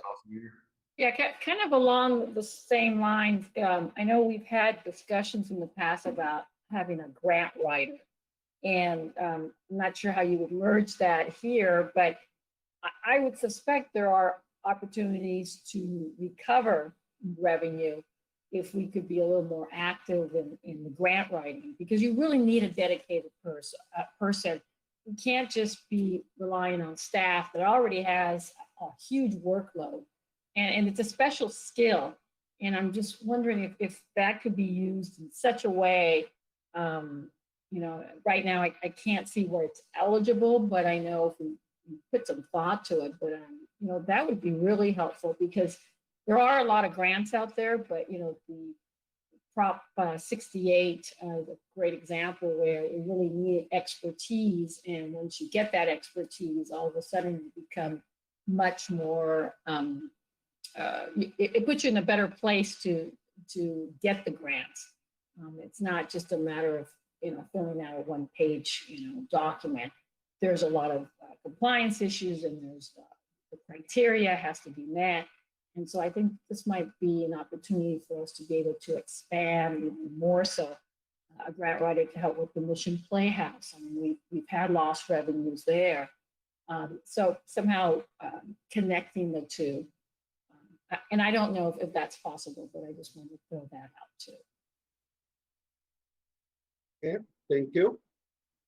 I had some comments, Mayor, if I may. Oh, yeah, sure. Go ahead, Councilmember Hamilton. Thank you.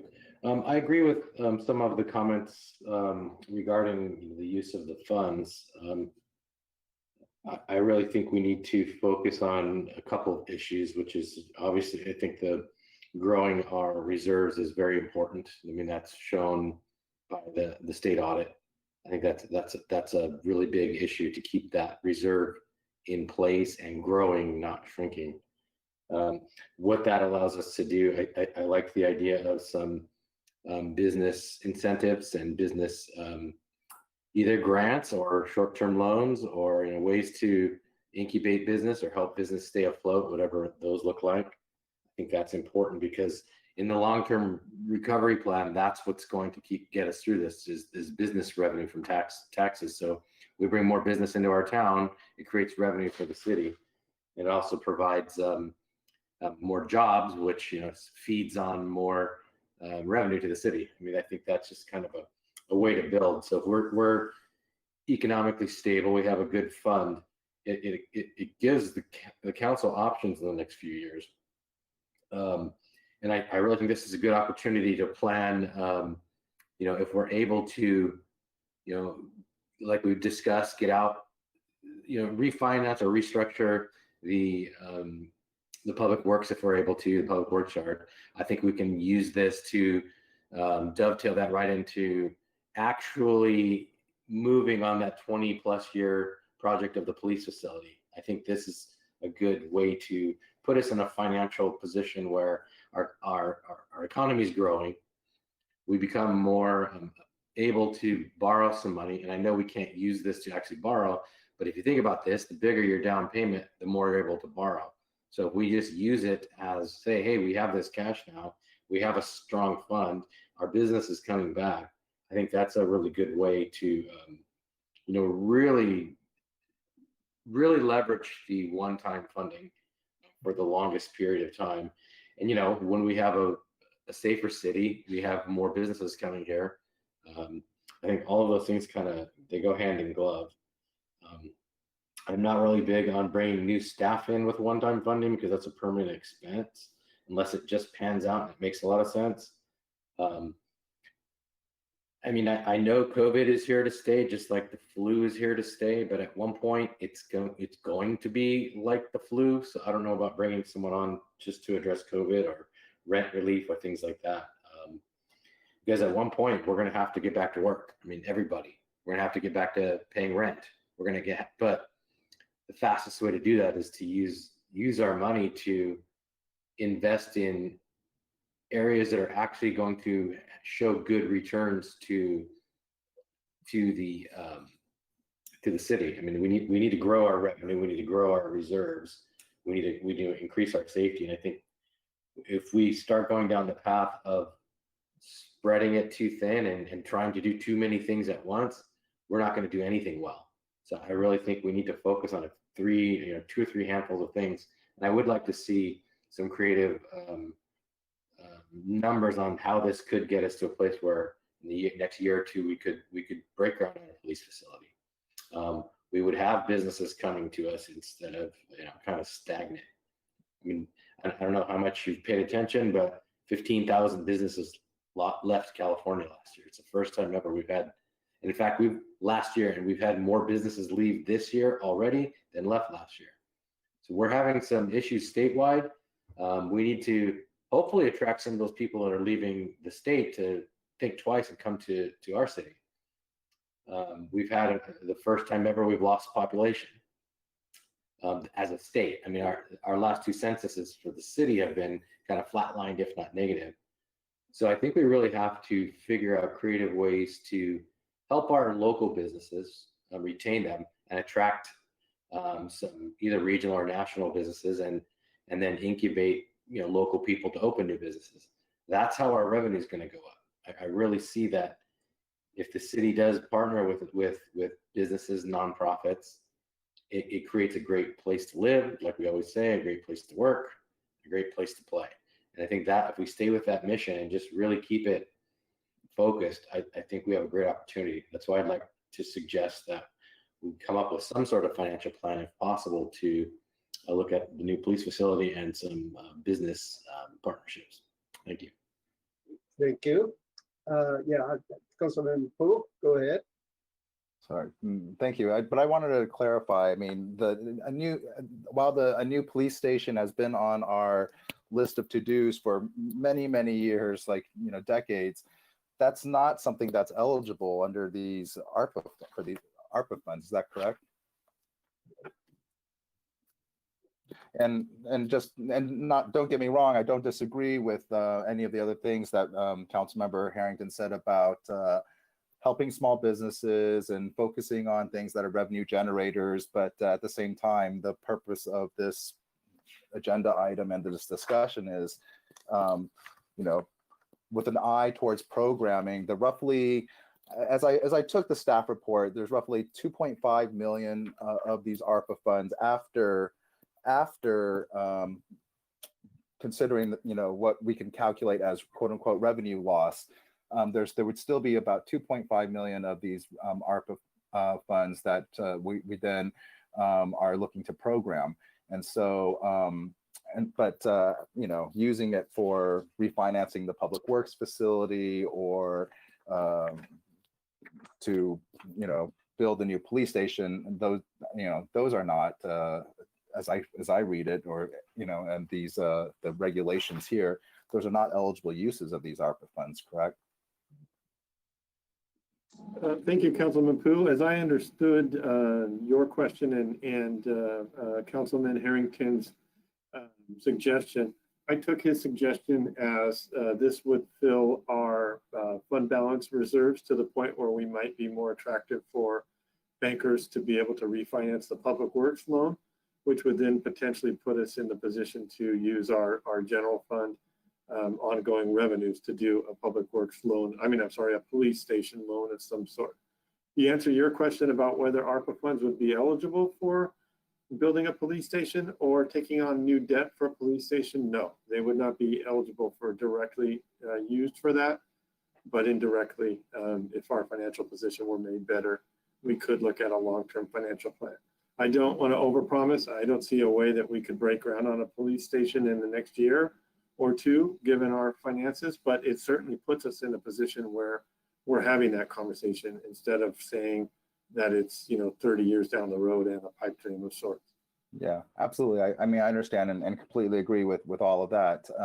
I just wanted to make clear for the public that it's not as if we can just use these funds, directly in that manner, and that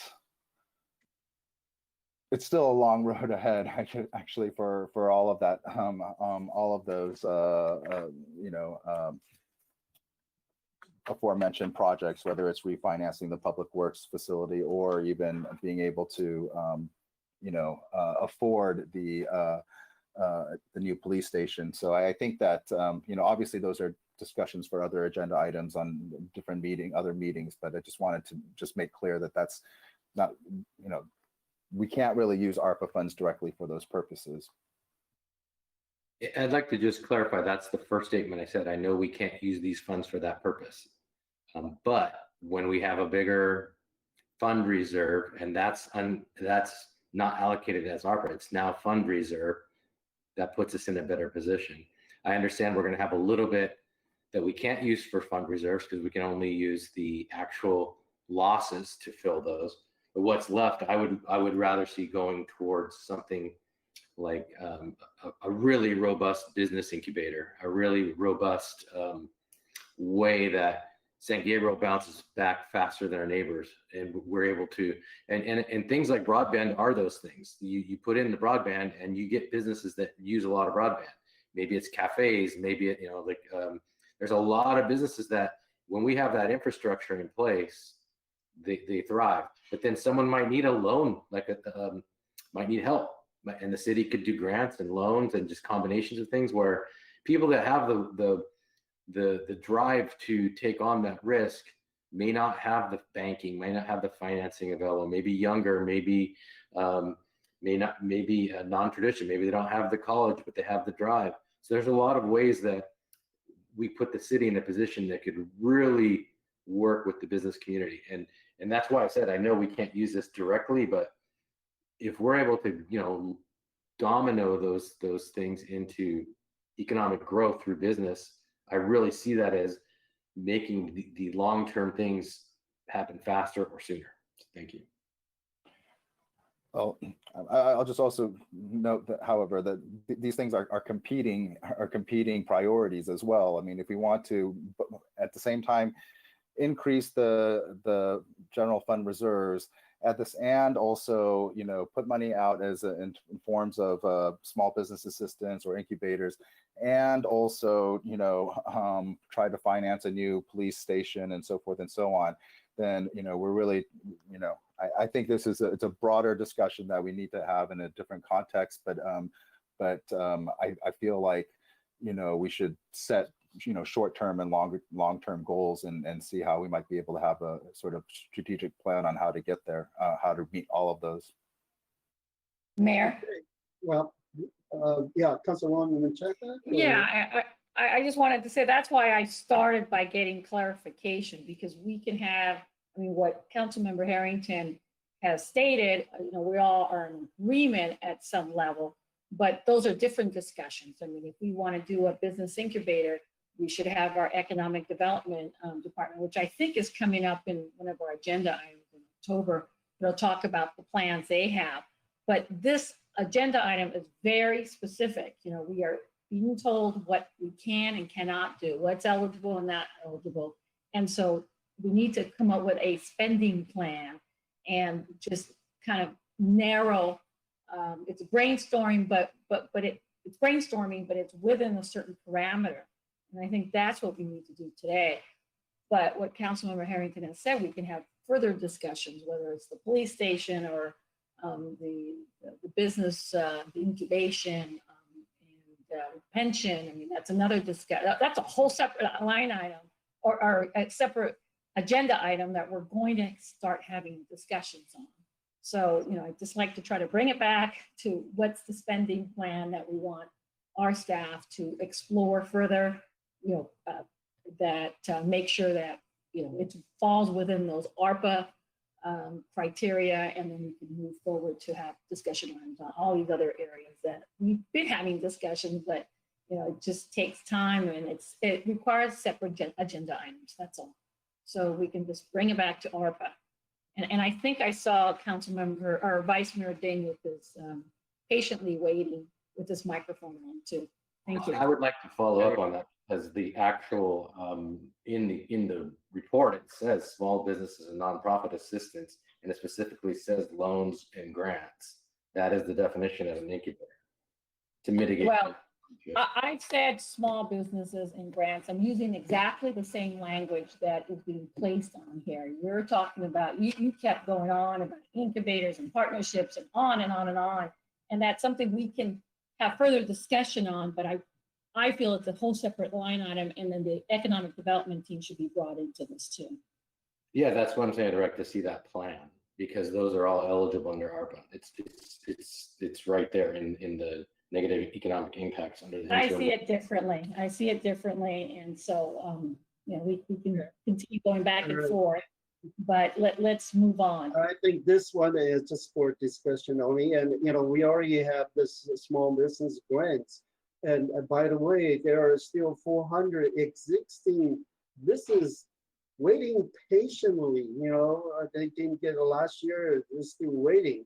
So yeah, they're in line. Otherwise, they will be out of the business soon. But also in this staff report, you cannot pay the unfunded pension liability. You cannot contribution to financial reserves. You cannot pay outstanding debts and that kind of stuff, or settlement agreements. So there are already set guidelines that what we can use this ARPA funding. But anyway, go ahead, Vice Mayor Dean. Yeah, okay. Thanks to all the council members discussing. I just want to clarify, okay, based on the staff report, so we have the lost revenue, like 3.7 million. That's definitely we can use for this special fund, right? Each year. So total together like 7 million. Council member, so the revenue loss we calculated for the first year revenue loss for calendar December 2020, and the revenue loss we calculated was 3.3 million. So what that means is we can use 3.3 million of ARPA funds for really any general government purposes. It's not restricted to those other three categories. We can really use it for any general purpose because we calculated that in the revenue loss. And then we'll do another calculation for 2021, another calculation for 2022 and 23. Okay. And then we'll be able, if there's a revenue loss, then we'll be able to use that new revenue loss that we calculated for general government purposes. Okay. So the estimate almost $7 million we can go for general fund, but it looks like it cover out the lost revenue, but also the help our reserve fund too, right? But we didn't call the reserve. Is that correct? Council member, we're using the lost revenue to help pay for the general fund operations. So it's additional revenue for the general fund, and then ultimately it'll help increase the amount of reserves that that are growing. So okay, so for this 7 million, that's for the long-term purpose, still for for the future reserve if emergency we need to use. For my understanding, we don't not really use for our general fund to expand it, right? We're not expand this the $7 million to our general fund. That I wanted to know.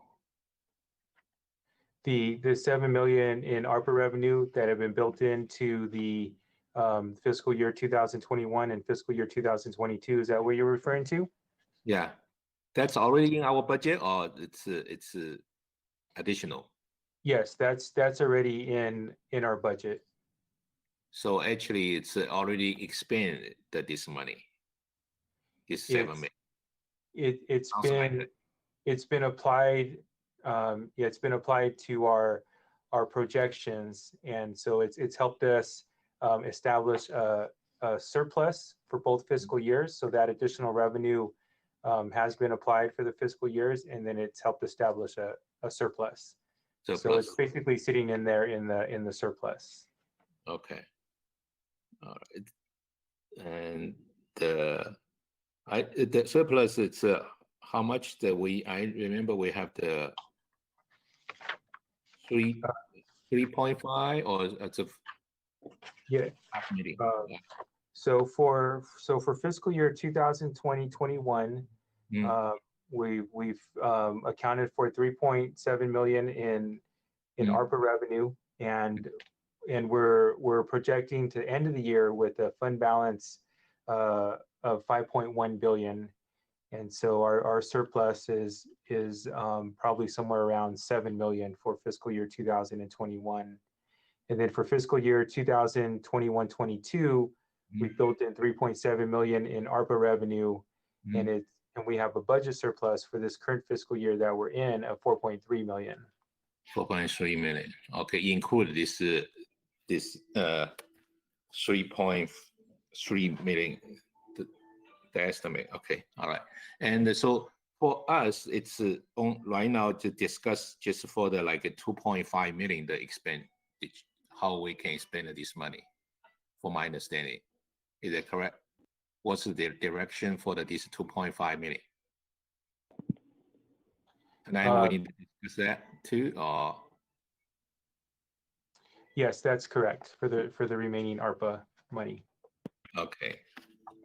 So yeah, if remaining money, I think yeah, it's definitely I agree like the council member regarding the help our small business, and like last year, I really like the last year 10-point plan. Okay, to help our small business and rental relief, and maybe some maybe renters still have this kind of problem. We need to do the like maybe survey too. Sounds like they have a good program, but maybe someone they don't know, so we can help them too. And senior meal, I think if we still have the enough, we have the fund, I think I need to support them. Recently, yeah, I go to a restaurant or go to go, the price, yeah, it's so high, 50% to 100% more compared with last year, So probably that's also good for the senior meal. This is three. I think the last year we did the 3 things. I think all these 3 things, it's for building the category, small business and non-profit, and assistant house, like food assistant, rent, mortgage. So if it's my also supported to do this kind of research, how much we need the assistant, our especially for our small business. We have the assistant have the like me and Mayor Liao, it's go outside. We got almost 500 people to apply. The only like maybe finally just got like I think near to 60 people get it, this kind of assistant. So rest of us, I think they need an assistant too. So maybe we can find the budget, how much we can expand for this small business assistant for the for everybody, or still continue to the like lottery rough. It's depends on where our budget. Okay, I asked them if we just say the 400 people still not get it, and each small business can get the like if $1,000, I think the cost us like 400,000. Okay, if we can $2,000, maybe 800,000, but still within the 2.5 million. That's the estimate. Okay, I just have some idea, just let the city the staff know if we can work out some like the figure, the money amount. So how can we assist our small business? And broadband, I just have a question. So if we have the broadband facility, so the tele company, they will pay us some service fee or something like that, or how can we make this revenue? Thank you, Vice Mayor. Maybe Craig can answer that. Mm-hmm. Yeah, there's a few different business models that city can use. So we'll discuss with a consultant that the simplest way is that we would rent out our empty conduit space that we're installing. They would pull their own fiber, run fiber to the homes and businesses, and we would simply have a revenue sharing arrangement with them. That's the simplest model. There's a lot of other varieties to that, but that may be where we go. Okay, so is it we have any chance to already contact this kind of tele company or business model regarding that? I just worry about if we build it, it's nobody want to use it. You know? That's the worst case. That's the worst case. Well, maybe that is the worst case, but we are right now building it with Metro dollars for our own use. We're putting it in so that we will pull some fiber optic lines and synchronize all our traffic signals, get back all the data, use video detection, share our signalization with the adjacent cities. The purpose of our fiber project right now, and then Metro's funding of it, is for our own use for traffic mitigation. We are constructing several times the capacity we need in the conduit sizing so that we could expand it for private telecom use or internet to the home or to the cellular industry and put cell sites around the city and make revenue that way. So there's a couple of different potential revenue streams. Our next logical step would be to get a consultant on board, and they would have our interests in mind to better to arm us with the best information moving forward, because it's just not our expertise. Okay, all right. Yeah, I'm not the expert, but I just want asking questions. Okay, for our city right now, the purpose of the condo is for our city, the broadband user, right? For my understanding right now. The conduits we're putting in right now are funded by Metro, and their purpose is traffic signal synchronization. Oh, traffic synchronization. Yeah, I remember. Okay, yeah. So, the traffic synchronization. But if we just use our current user example, if city, our city currently use which one, the broadband company to our supply company, like a Spectrum, AT&T. It probably is. Spectrum's probably the most common one. Okay, so they already, if we do this condo, they can use this one to provide the city the internet service. Plausibly, it could be Spectrum. It could be several other providers. I think Spectrum to San Gabriel is generally done over coax cable, not fiber optic cable. Yeah, no matter which one vendor. So if we join if we join the which one, no matter which one company, so just for the cities, like just the broadband, the speed is higher, or they also have the financial benefit. Like would they give us some discount or something like that? If we have possibly. I mean, I think when we get that far and negotiate with telecom vendors, probably the city's use will probably get some dedicated strands of our own, and they won't charge us at all, is my guess. We'll get some revenue sharing. We'll get checks from them monthly for their business generation in San Gabriel, but probably the city's use of that fiber, my guess is it will be free. Okay. All right. Okay. Yeah, I think if really we have the better service, and maybe for the future we also can provide the convenience for our resident too and a business. So help, like especially right now we have retail. I think we also for the COVID-19 a lot of business I think it's already used like to-go service. Most of it's online order. So probably also help. It's good things to help our business and the residential. So yeah, sounds like it's a pretty good. Yeah, but I just want to direct talk to financially we can get more benefit on it. Okay. All right. One last thing I'll throw out is that Metro's funding us to run fiber to all our traffic signals, and that's how we're establishing the hub down our major transportation corridors. But really to do that, we only need conduit to pull one fiber. What we're doing is we're putting in 4-inch conduit and many ducts within that conduit. So we're gonna have many times the capacity that Metro's funding. So we can have a lot of potential for future use. Okay, thank you, Greg. Thank you, Vice Mayor, and thank you, Greg. I just want to let everyone know there's a law passed. It's SB 156, and this is the one that provides $6 billion funding for broadband in California cities.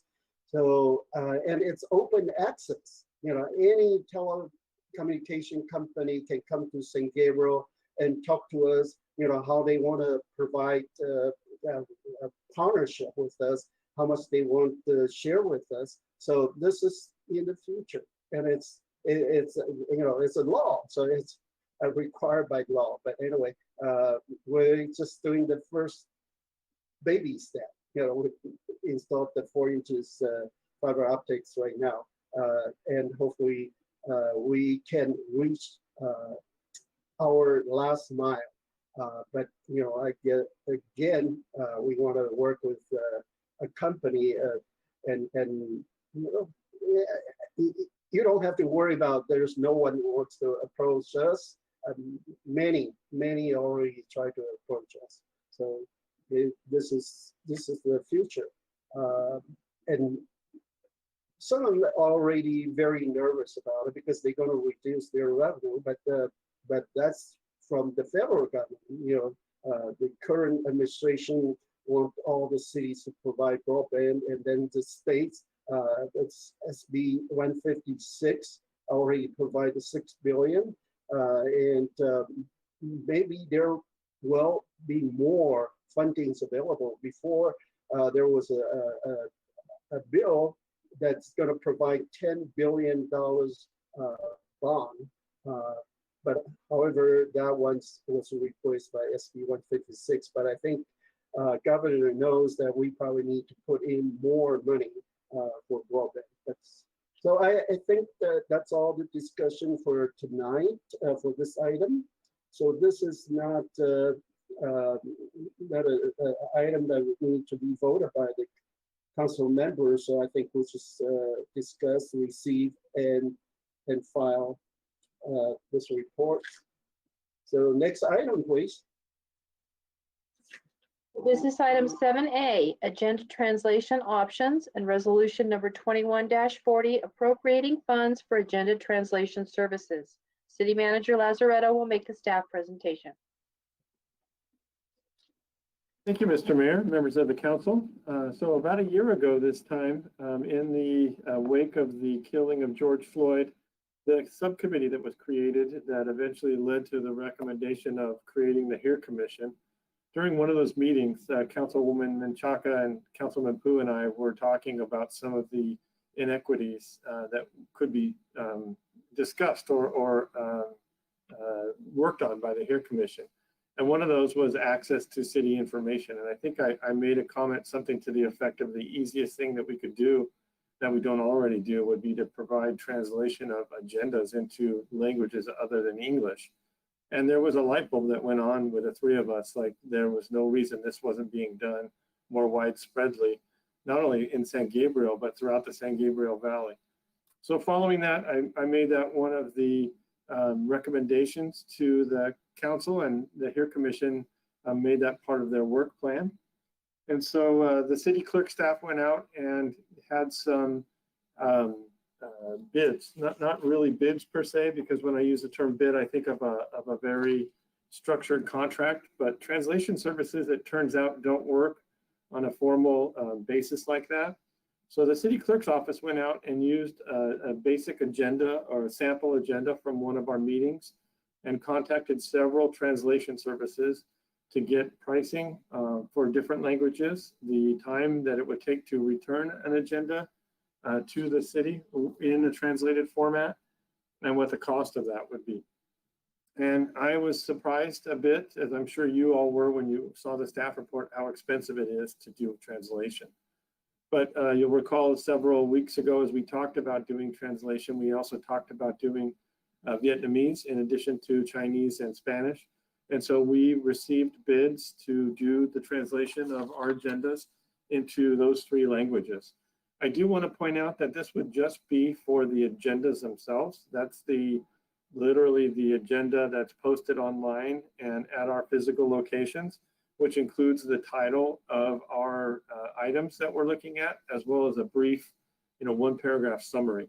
So it would not be the full translation of the agenda packet.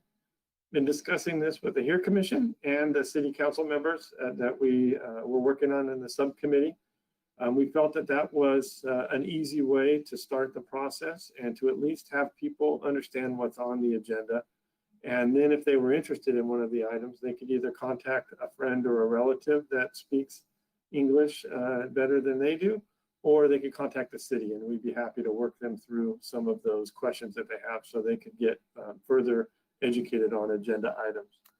So what you have before you tonight is a menu of 5 options that we put out before you, and would like council to discuss and then provide direction on which option you'd like to do moving forward. Option 1 would be to translate the city council and the HERE Commission agendas into 3 different languages. That would be English, simplified Chinese, and Spanish. And those would be done. I should point out that those would be done not as quickly as our English agendas. Our English agendas will go out on a Wednesday as we normally do. And the goal would be to get the translated versions posted on a Friday. So still better than nothing, and a lot better than what we're doing now.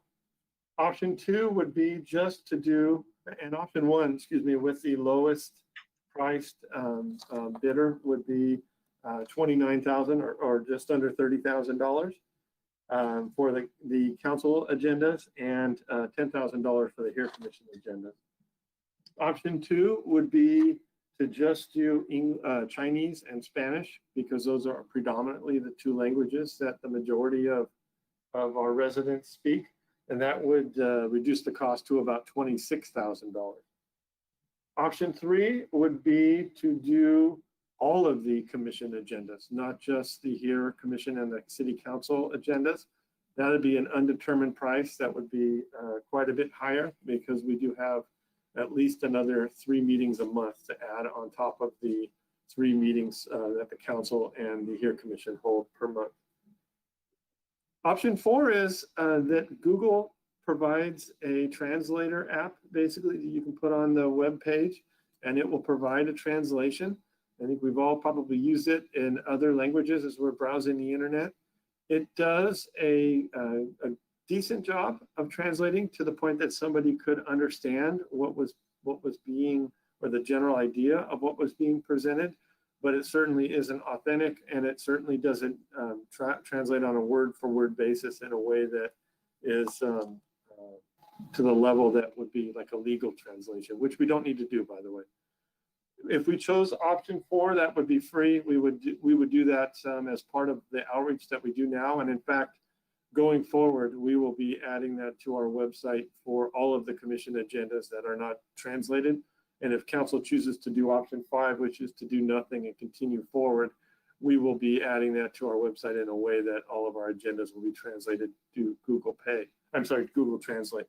And I will say, we'll put a disclaimer of some sort if we go that route, just to tell folks that this is a, representation, and it's not intended to be a, a word for word or an accurate translation. And if you want more information, you should contact the city or somebody else to figure out what's going on. So all that to say, I've included a resolution that you can use to adopt item 1 or 2 or 3. It wouldn't be an exact adoption of or an appropriation of funds because we don't know the exact cost, but the cost estimated going forward would be about $40,000 a year for option 1, and then we would build that into future budgets going forward. So with that, I'd be happy to answer any questions that you have, and the city clerk's office is also available to back me up on any of the technical aspects of that.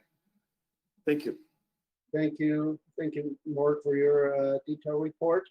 Does any council member have factual questions to clarify the report? Okay, I see raised hand by Councilman Pu. Yes, thank you, Mayor. Mark, you mentioned that for option 1, the 40K breaks down to 30K for the council agendas and 10K for the HERE Commission agendas. Under option 2, how would that break down? Where it's Chinese and Spanish only. Do you know? I can figure that out very quickly. I don't have that written down, but that would be basically 6,000 for the HERE Commission and approximately 20,000 for the City Council. Again, plus or minus depending on the words on the agendas and the number per year. Great, thank you. Okay, so no other council have questions? Now, if this is time for public comment on this item, is now closed. Chief, Clerk, please read any comments received regarding this item. Thank you, Mayor. We do have one comment. It comes to us from Chastity Jennings Nunez, MD, HERE Commission Chairperson, and reads as follows. To the City Council, tonight you are voting on whether to provide translation of the City Council and HERE Commission agendas in languages that would make the agenda more accessible to over 70% of the residents of San Gabriel. This was one of the recommendations of the HERE Commission that was approved by the City Council unanimously at the June 15th City Council meeting. According to the 2020 census, 85% of San Gabriel residents identify as Asian or Latino, with the majority of residents being Asian. Almost 60% of residents are immigrants, and 74% speak a language other than English at home. This is an action that is long overdue, and voting no would intentionally limit participation in our city government. I am requesting that the City Council members consider the following as Resolution 21-40. 1. Add Google Translate to the city agenda page. This will make it easier for visitors to the site to access online translation. While Google Translate does not provide the most accurate translations, it does provide a level of access that is greater than the English-only agendas currently available on the website for the Council and Commissions. 2. Allocate $30,000 to fund the translation of the City Council agendas in Chinese, Spanish, and Vietnamese.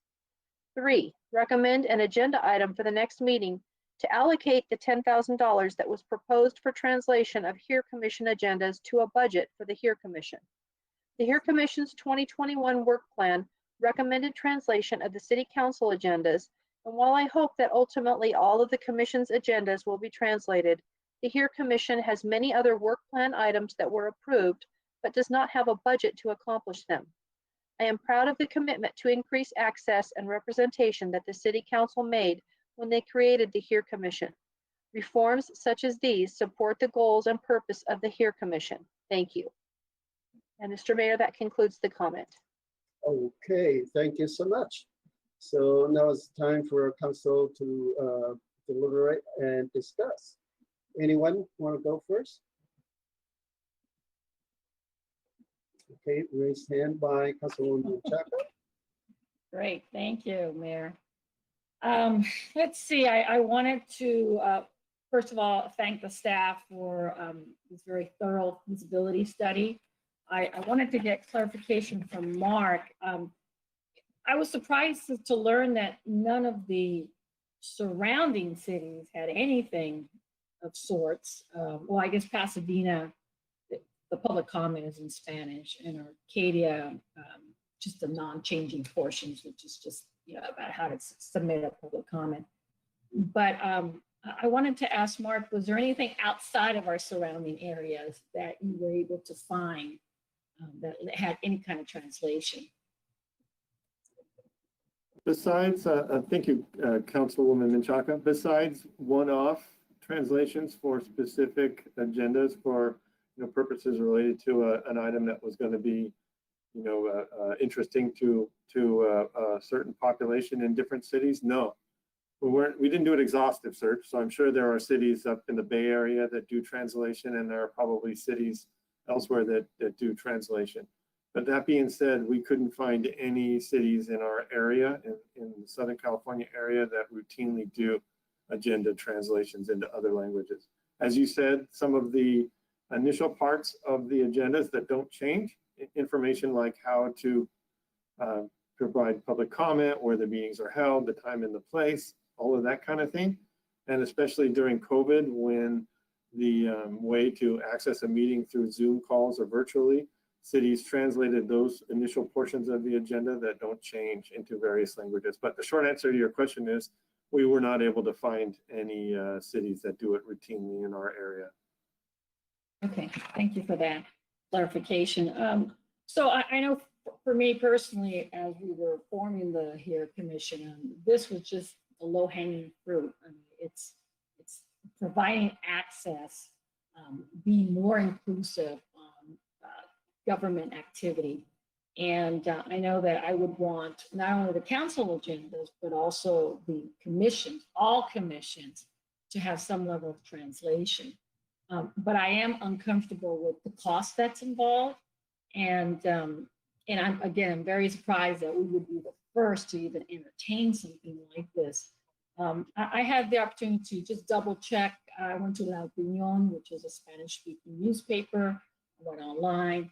I also gone to some of the online Chinese material, newspaper, World Journal, Chinese media, and both of them have a Google Translator function there. And again, we've all said it's not accurate, but at least it gives you some content and the ability to say, hey, I'm interested. And we have staff that would be able to respond to any phone calls for further information or clarification. And so for me, not knowing what the response rate would be initially, I would not feel comfortable in any way to spend $40,000. I would like us to kind of launch it, see what kind of response we have. But the Google translation, I think for me, it just makes sense as a first initial step. I wanted to get clarification from Mark. Also, I'm not sure what the process would be, but is there a cost to even just set up a Google translation? Does Google charge us for that? And can internal staff set it up, or do we have to allocate costs to hire a consultant to set that up? I just don't know. There will be no cost for that. We could set all that up on our website with our existing staff and get that ready to go. I would say that if council decides to not do translation of the agendas, I would suggest that we reformat our agenda a bit and that we can do the one-time translation of some of the items that don't change. We can pay one time to have all of that part in the front and put some language in there about how to get information from the city. And again, whether we do it for all of the agendas or none of the agendas, we can fix all of that as part of this discussion. And we can do that moving forward. That'll be a very low cost item to do. And then whether council decides to do council agendas and have those paid to be translated, or whether we do nothing and do the Google Translate, we can do that process going forward. And there won't be an action that council needs to take other than give us direction to do that tonight. With that, the focus being on the non-changing portions of the agenda, so could that be done by the existing staff that have those translation abilities? Or would you recommend that we send that out also? I would recommend we send that out. We have staff that can do that, but for our critical work, we do usually send it out. And so I would send that out, and then we have staff that review that and make sure that it says what we think it says, and polish it up a little bit to turn it into a little bit more of the government language, which probably isn't a good thing. But all of that to say, I would have it done by outside folks, and then we would use that every week or every agenda, excuse me, and it wouldn't cost us anything to keep reusing that. We would just copy and paste that into future agendas. So again, I'm not sure the process here. When you do Google translation, it translates everything on the document. But if it's already in that language, does Google know, don't translate, it's already in that language? Is that what, or how does that work? Just kind of, I'm trying to think it through in my mind. If you've already translated portions of it, how does Google know that? That's exactly right. It would only translate the portions that are in the language that you're translating from. So there's a choice you make for the language that you're translating from and the language you're translating to, and it ignores everything else. So it would keep it in the language that it was properly in, and then it would translate the rest. Okay, but if you have the agenda in English and you hit Google Translate, how do you bring in the non-changing, let's say public comment? How do you bring in the Spanish version? Because everything's in English. So you click on Spanish. How does it know to bring that into the mix? I think we're getting beyond my technical ability. Okay, good. That's fine. As long as you can figure it out. I just couldn't process it through my mind, but okay, you'll figure it out. But I guess there's a mechanism in place that we're going to spend the money to have it translated. I don't want Google to override it. I guess that's what I'm leading to. Yeah, we'll make it work regardless of how it does. Okay. I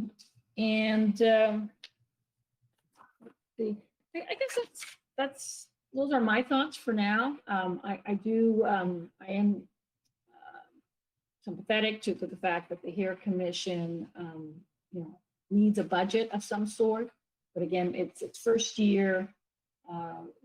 I like to see how it evolves, and maybe for the next work plan, maybe assign some dollar amounts if necessary to complete their plan. But for now, I just I'm not comfortable allocating any monies to the HERE Commission until we move forward away from this pandemic and kind of address some of the other areas that that need our attention at the moment. So I would propose, so my preference would be Google Translation for all commissions. That would be option 4, and with maybe some monies, negligible monies, to just do the translations for those non-changing portions. So, thank you. Thank you. Any other city council?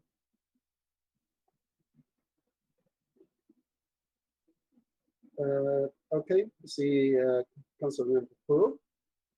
Yes, thank you, Mayor Leal.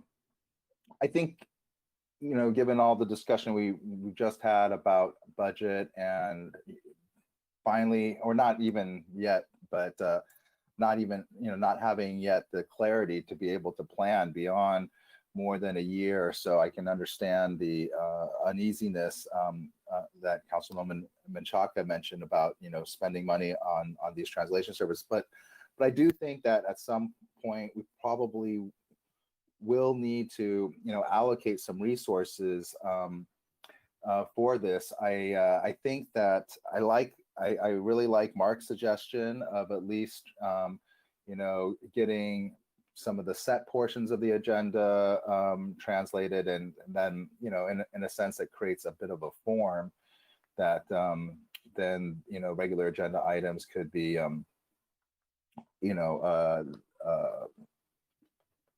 sort of inserted into, as far as the fields go. I think that,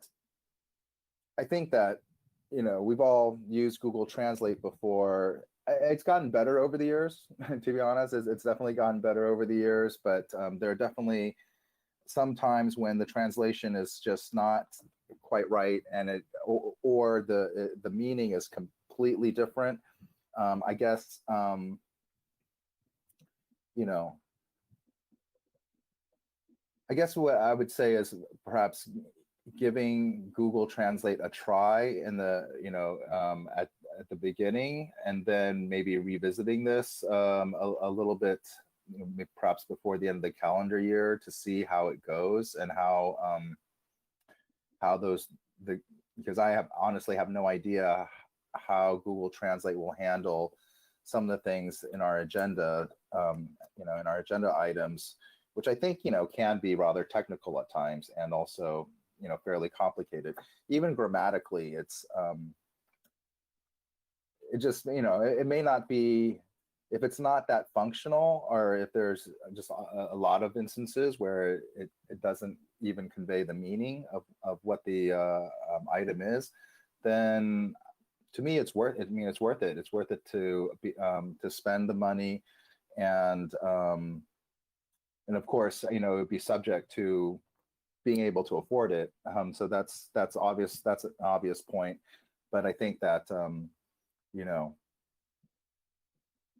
if we're able to program it into the budget, then I think that it's something that, again, it's this low-hanging fruit that we've been talking about, and that could really increase participation and engagement and outreach. I mean, I think that there's a large portion of our city's population that they really have no incentive to pay attention to what we're doing, because they can't understand any of the agenda items. And so by starting this off, it may be the beginning of getting more folks engaged and involved, and particularly the folks that we've traditionally had trouble doing outreach to and engaging. And so I mean, and that is the whole point, not only of the HERE Commission, but also of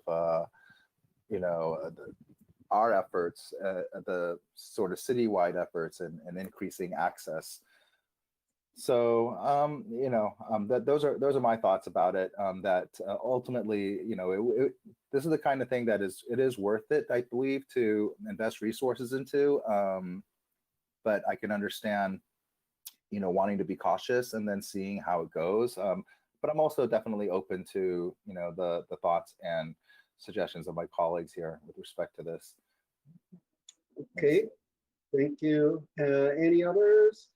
Council member, Vice Mayor Dean, you have comments or questions?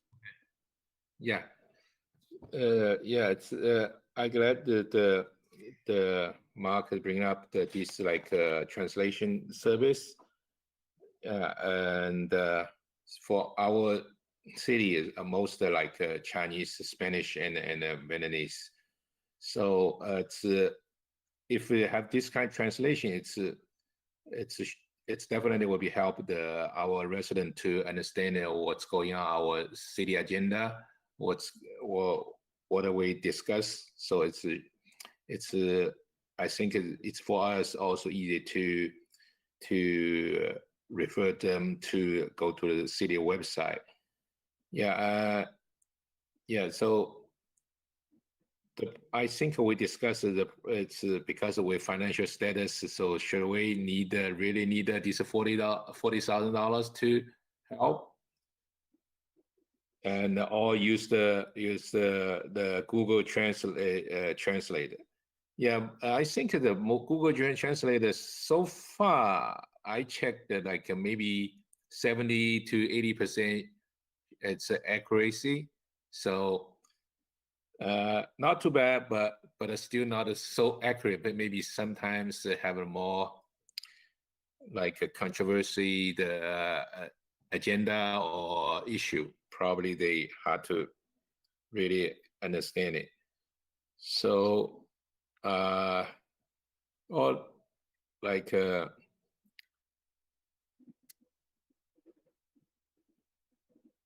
I have some maybe depends on what the rest of the council members see. Okay,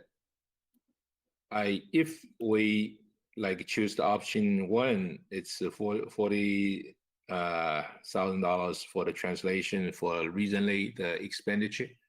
But I still suggest if a city staff can use the Google Translated to compare the professional people translated. So what's the difference? For the long run future, probably we can reduce these costs. So yeah, it depends. So my suggestion depends all the rest of council member. It's choose the number one, but I suggest also add on even number one, add on the number 4, translate to the use of Google to translate for the future. Probably can reduce it. Another thing is regarding the here say the translate to the Chinese character. It's also have the same thing. Need to think about it.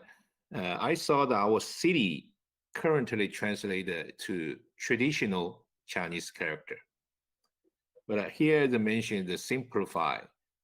So that's also need to think about it too. So another option I can maybe we can like asking the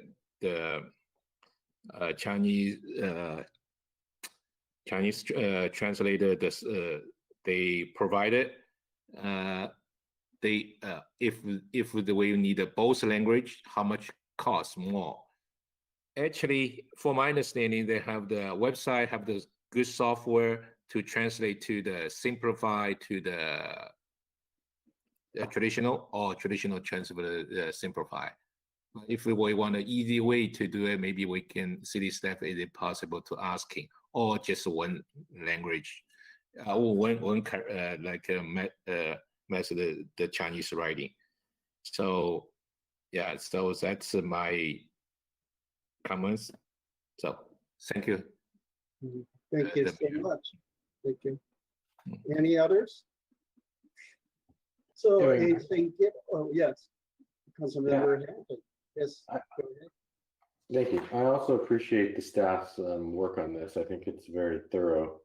And I just prefer option 1, and like Tony, I'd add option 4 because it's even lower hanging fruit.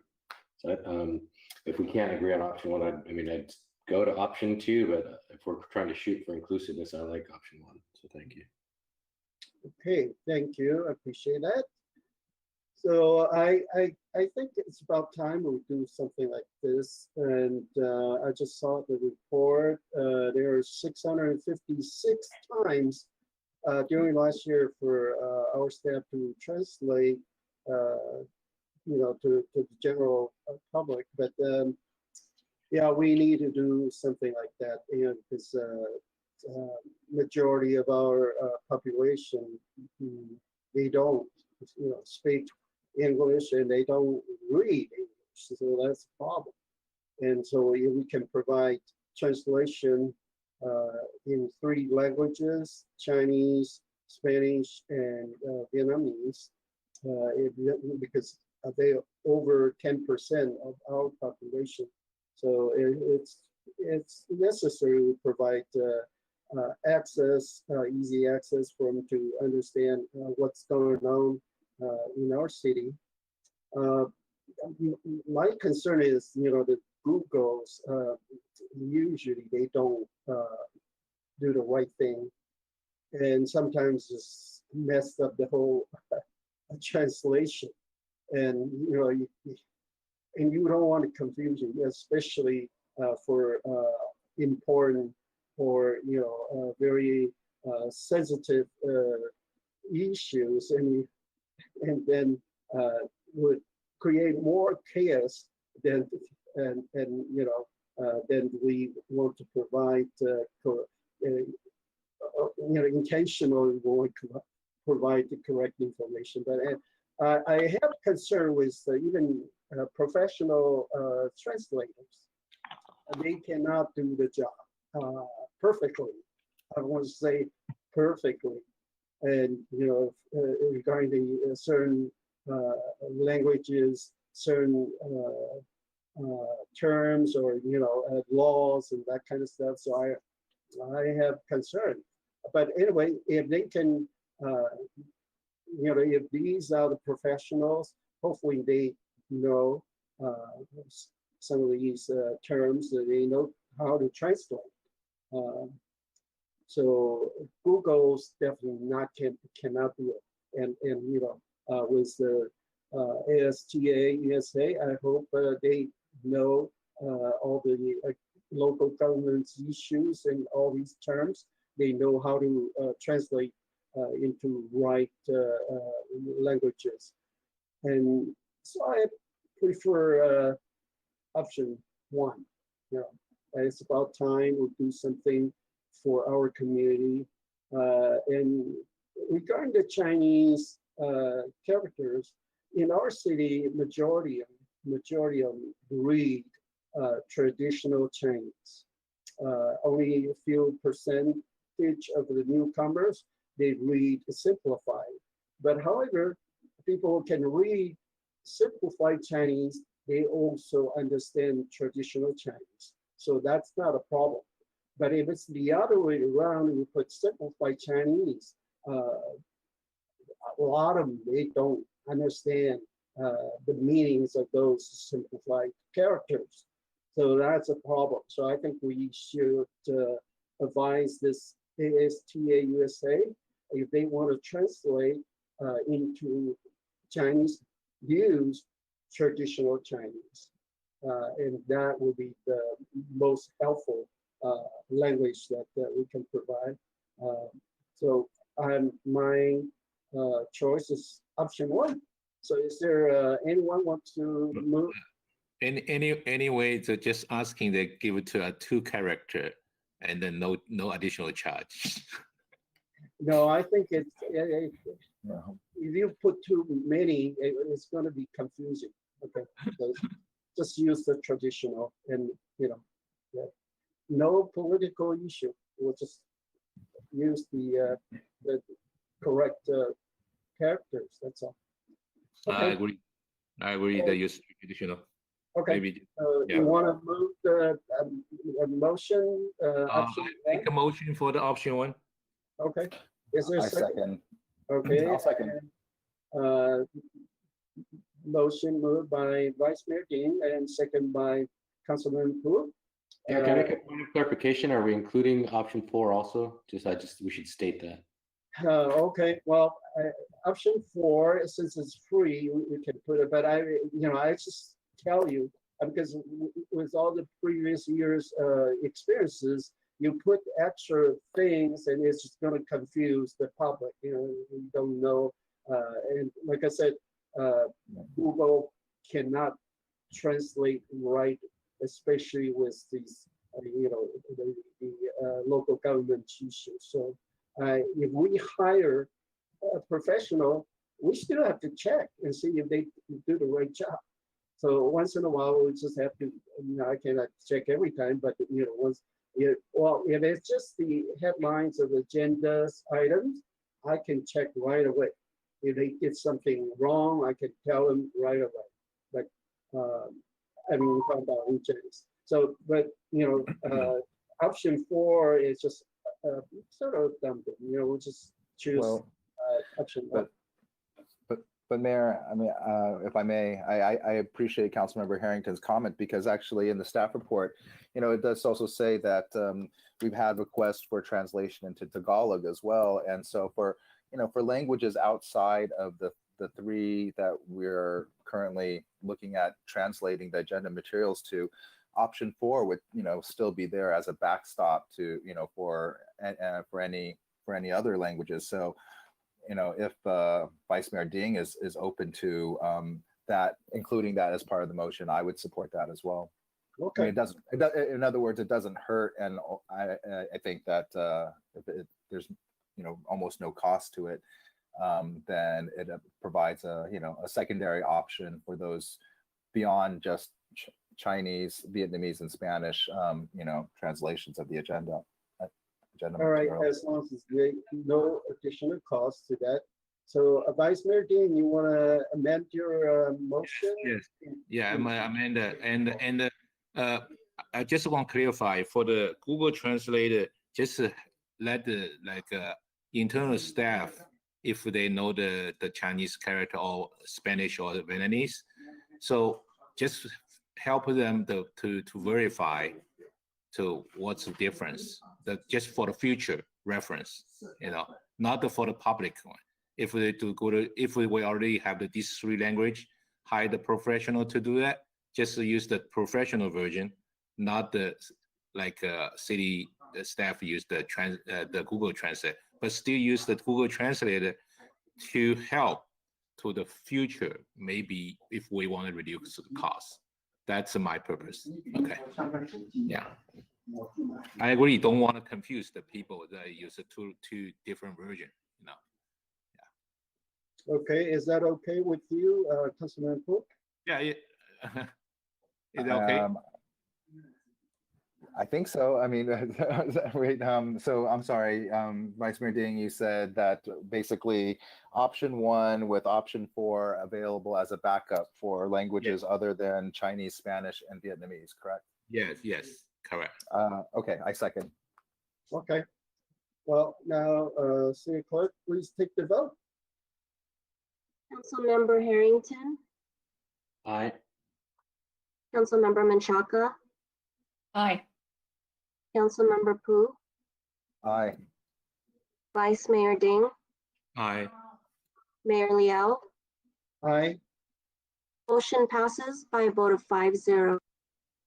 Thank you. Next item, please.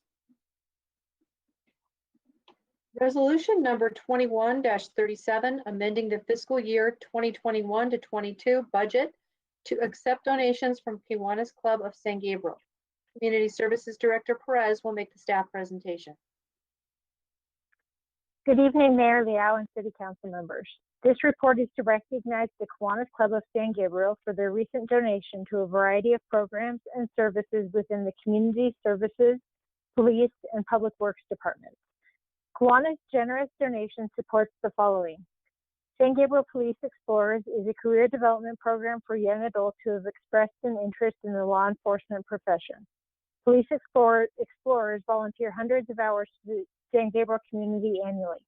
The funds will be donated for 5 years and will be used to pay for expenses such as registration for Explorer competitions and fees for attending the LASD Explorer Academy.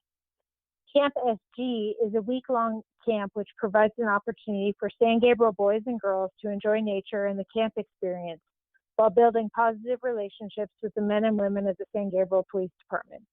The donation will help fund camp expenses for 5 years. Kiwanis donated to the Community Services Learn to Swim program to provide support for youth who might not otherwise be able to afford these programs. This donation will fund classes for youth each spring and summer for 5 years.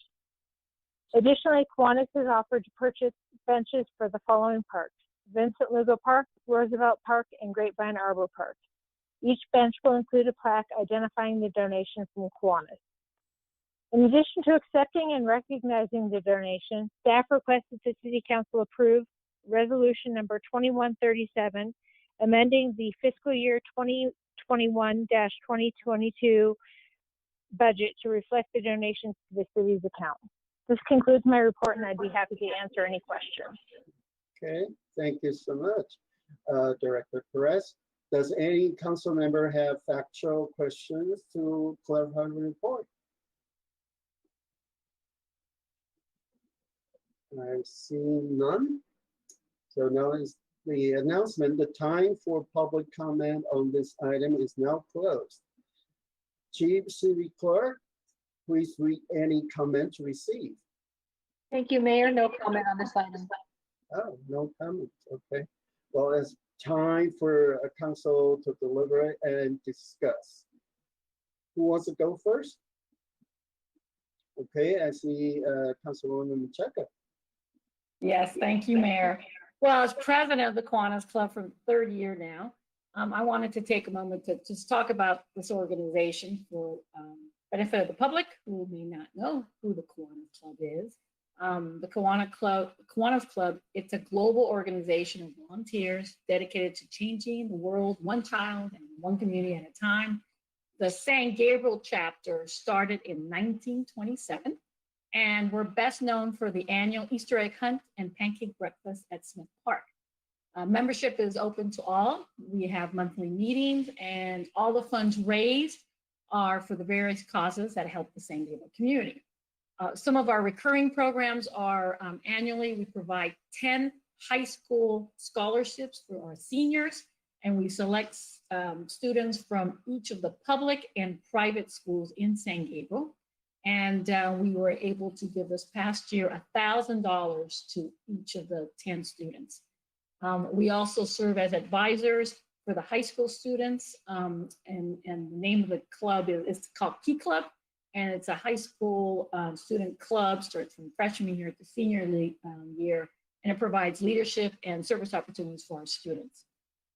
For the 2021 year, the executive board, along with our membership, we wanted to really focus on some long-term investment strategies for the community, especially now because we've seen how the need is greater than ever during the pandemic, and a lot of our organizations or programs are not getting the donations that they were getting in previous years. And we've been very financially prepared to make these investments. And so we focused on 3 for city related. We've also have some other investments that we've made in our community, but I'm going to go through it one more time. I know Rebecca was very kind of going through it, but when I talk about investing in our community, we wanted to make sure that there was a commitment, a long-term commitment. And so, for example, the San Gabriel Police Explorers, we have committed for 5 years, $750.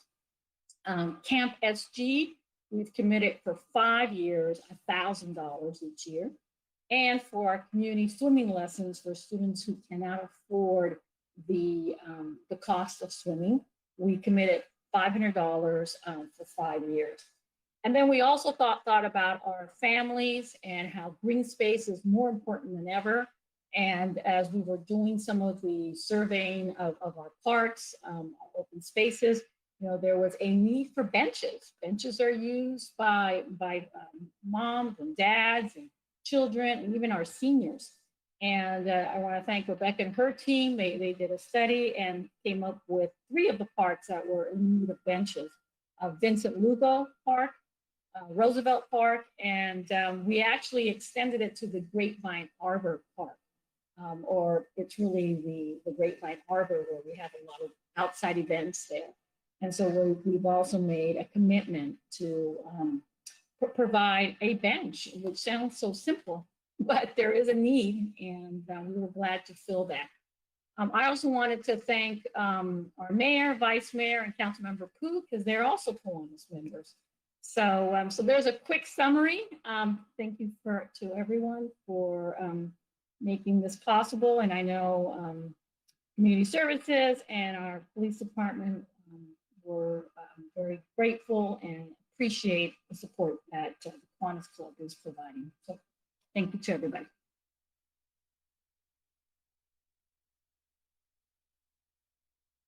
Your mic is off, Mayor. Mayor Liao, Still off. Oh, there you go. Yeah, finally I could can mute. But anyway, it's not well. I'm a Kiwanis Club member, so I'm very proud of this. Okay. Councilmember Pu, you have comments on this? I just wanted to thank Councilwoman Menchaca for her years of service as president of the Kiwanis Club, and also all the Kiwanis Club members who donated to make these grants possible. I mean, I think this is as much of a no-brainer as where we're going to get as far as a council decision goes. You know, accepting money from an outside organization doesn't I don't think that'll be too controversial here. But thanks again to Councilwoman Menchaca and to all the Kiwanis members for these generous donations. Any others? Okay, yeah, I'm the coordinator, the member of the president, current president, the council member Machenga, right? So thank you the leadership and bring the kind of things, the coordinating things to help our city, especially for the community service. For me, it's my experience. So because I'm previous the community service commissioner, so definitely will be help like Rebecca to especially for our city park and community service swim class and camper and yeah, definitely for our community our San Gabriel Police Explorer to help our like the young people to for their future career. Yeah, so definitely, yeah, for our member, they're very proud of it, and I definitely support it. Okay, thank you, Mayor. Thank you. So is there a motion by anyone? I make a motion. Okay, a motion by Vice Mayor Dean. I'll second. Okay, second to approve this resolution number 21-37. So City Clerk, please take the vote. Councilmember Harrington, Aye. Councilmember Menchaca, Aye. Councilmember Pu, Aye. Vice Mayor Ding, Aye. Mayor Liao. Aye. Motion passes by a vote of 5-0. Thank you. Well, congratulations to San Gabriel Kiwanis Club. Next, well, I guess next item. Do we have another agenda? Thank you, Mayor. We have no additional public comment. Okay, no public comments. Now is City Manager's report. Thank you, Mr. Mayor, members of the council. I'm going to actually turn it over tonight to Keith Lemieux. We have a decision we need to make regarding electronic meetings going forward, and so Keith is going to work us through that. Great, thank you. Go ahead, Keith. Sure. Well, as you know, we're currently able to do these meetings electronically due to the governor's executive order that is currently scheduled to expire at the end of the month. However, the state legislature has recently stepped in with Assembly Bill 361 that would give us an option to continue using these kinds of meetings at our discretion going forward and through the end of the year. However, the way it works, and I haven't had a chance to dig into this too deeply, but the way it appears to work, in order to sort of take advantage of this, we have to make certain findings, and that may require us to take action at a meeting. So I mentioned to Mark that if the city council was interested in continuing to use electronic meetings going forward, or at least wanted to have the option to do that, then we should talk about adding an item for the next agenda to, if necessary, to take the steps in order to give us that option under AB 361. Okay, sounds good. Maybe we can discuss in this city council meeting. Thank you. Well, I guess what I was looking for, I guess what we're looking for is just to get a sense of whether there is an interest by a majority of the city council to do that, or whether you're happy to, you know, go back to in-person, I guess, starting in October.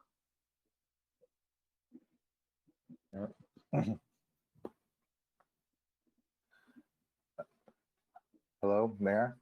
Yes, go ahead. Oh, sorry. Everybody looked frozen for a second.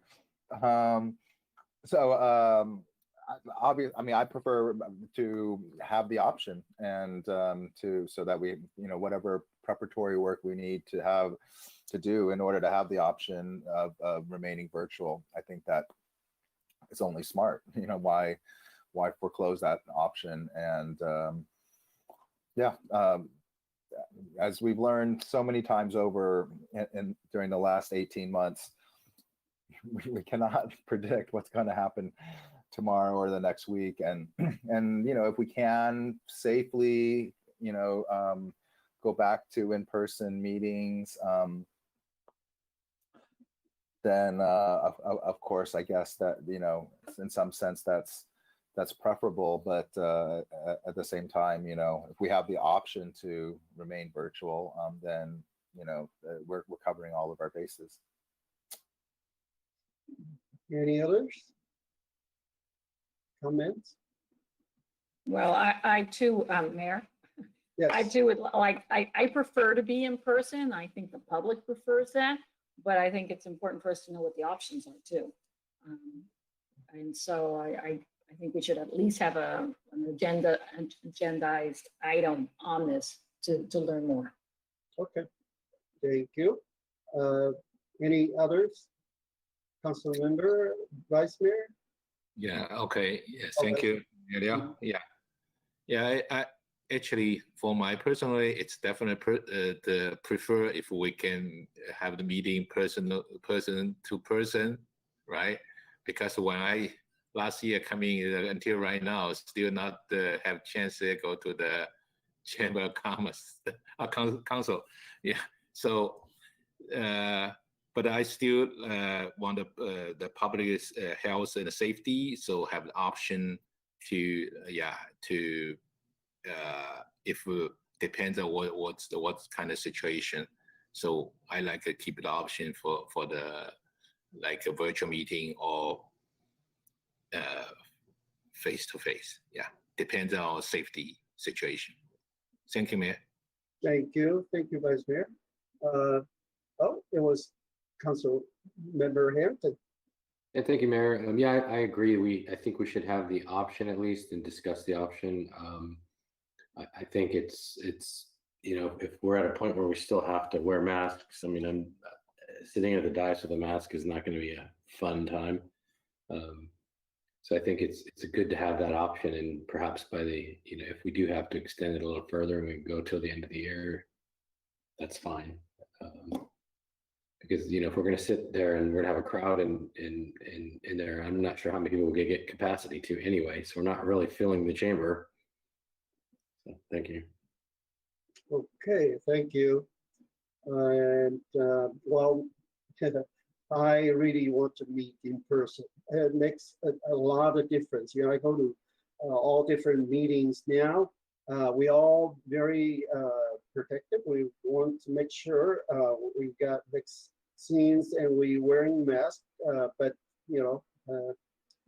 next week is Lincoln, California City. I'm going to meet in person. Last week with independent cities, and then next month is National League of Cities, and 3,000 mayors coming from all over the country, and we'll meet and discuss whatever the urgent matters, and it makes a big difference, in talking to people in person. And for me, I think it's about time we open up our council chambers. It's been delay, and I know there's a Delta variant, but as long as we protect ourselves and protect our public, I think we'll be safe to have council meeting in person.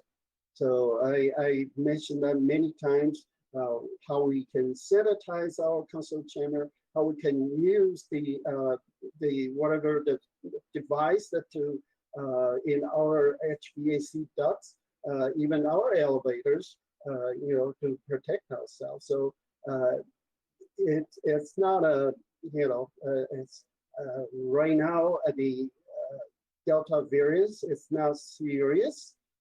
However, we still have to be careful, but we have to wear masks. But when we speak, maybe we can remove our mask because we already have that plastic glasses and partitions and all of that kind of stuff. So it's about time we get back to normal because it's been a year and 7 months already. So yeah, it's something that City of San Gabriel can do is to provide in-person council meeting. So this is my point of view. Thank you. Do we have to vote, Keith? No, I was just looking to get direction. So it sounds like, if I understood correctly, a majority of the council would like us to bring something back if necessary. So we'll go ahead and do that. All right, thank you so much. Thank you.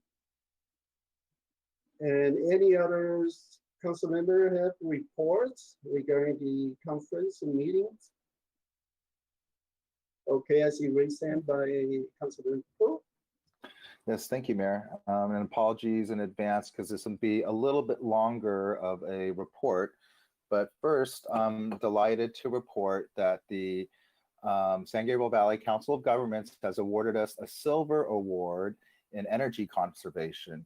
And this comes because we have joined the SoCal Regional Energy Network, or SoCalREN.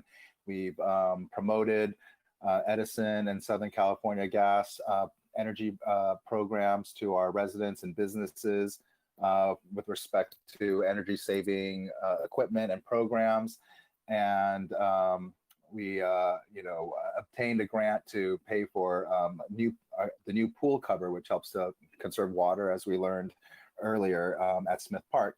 And so, these are good first steps for our city in terms of conserving water, energy, and overall helping the environment. And I hope that we'll continue to make great strides in this regard in terms of being able to sort of electrify the equipment we use, perhaps to maintain our parks and so forth, and hopefully our fleet. So I think that there's some good progress there, and more to come, hopefully. Also with the COG, just wanted to provide some information with respect to a white paper that the COG put out regarding governance reform with respect to how Measure H funds are being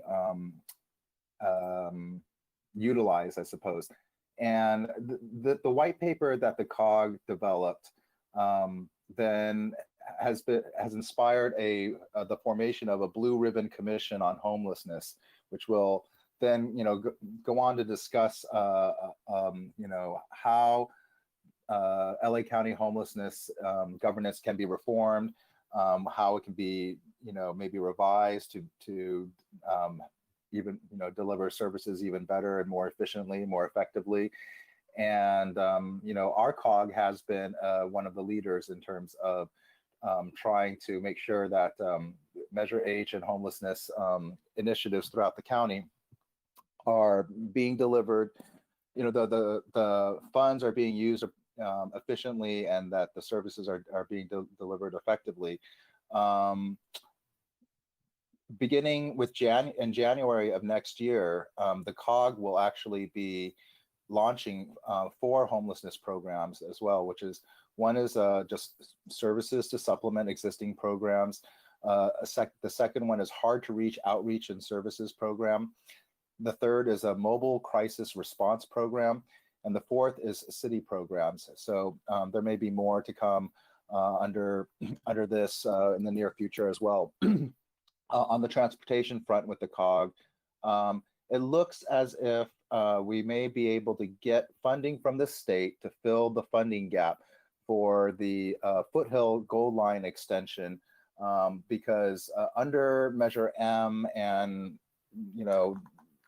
sort of current metro budget constraints, it is funded to Pomona, and even that required us, the sub-regional, the COG, the San Gabriel Valley COG, to kick in our sub-regional equity funds, which honestly wasn't supposed to happen. But there was like a $540 million shortfall because that line was supposed to go all the way out to Claremont and Montclair. And so now it looks as if that funding will come through from the state, and that so that Foothill Gold Line extension will go all the way to Claremont and Montclair, which is also important because that's a point where it's supposed to connect with services from San Bernardino County. That then provides a continuous line from San Bernardino County all the way to downtown Union Station. There's also about, I think, $30 million that we're receiving from the federal government to help accelerate the 5760 choke point project. And on a sort of smaller and local level, Greg is aware that we are currently seeking, I guess it's requests for interest with respect to the multi-year sub-regional programming funds under Measure M. And so those projects are going to be programmed, or the funding for that for the next cycle is going to be programmed soon. And so that's another thing we're working on. And then, as the mayor mentioned, I'll be attending the League of California Cities Conference next in a couple of weeks, I guess. And looking forward to, it'll be different for sure. I think that I know with respect to some of the events that everything is going to be, distanced, or there's as much distance as possible is going to be implemented. I'm sure folks will be wearing masks and indoors and things like that. But for me, it'll be the first in-person conference in the last, whatever it is, 19 months. So that'll be fascinating. Be happy to bring back, further information from the conference at that time. Thank you. Thank you. Any other councilor? Oh, Councilman Menchaca, go ahead. Thank you. Thank you. First of all, I wanted to congratulate our San Gabriel Mission. They had their one-day fiesta this year, and it was a very hot day, but there was plenty of people there. We had, the city was well represented. Mayor Lau was there to do the presentations, and we were by his side. Councilmember Pu, Vice Mayor Ding, and myself, we were there also. And the Fiesta Committee and the congregation really appreciated our attendance. There was also presentations made by Senator Susan Rubio and the 5th District Supervisor, Catherine Barger. So congratulations to the San Gabriel Mission.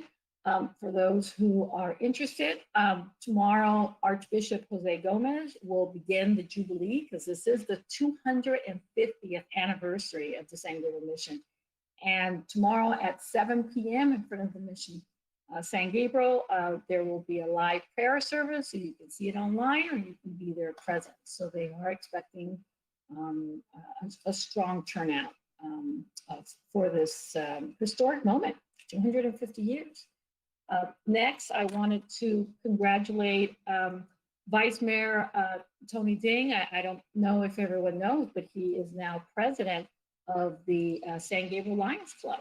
So there's two of us, two presidents here tonight. So congratulations. And I know the San Gabriel Lions Club is also making some donations to our city and making those investments that we really need to have to serve our community. So thank you, Vice Mayor Ding, for your time and commitment to our residents.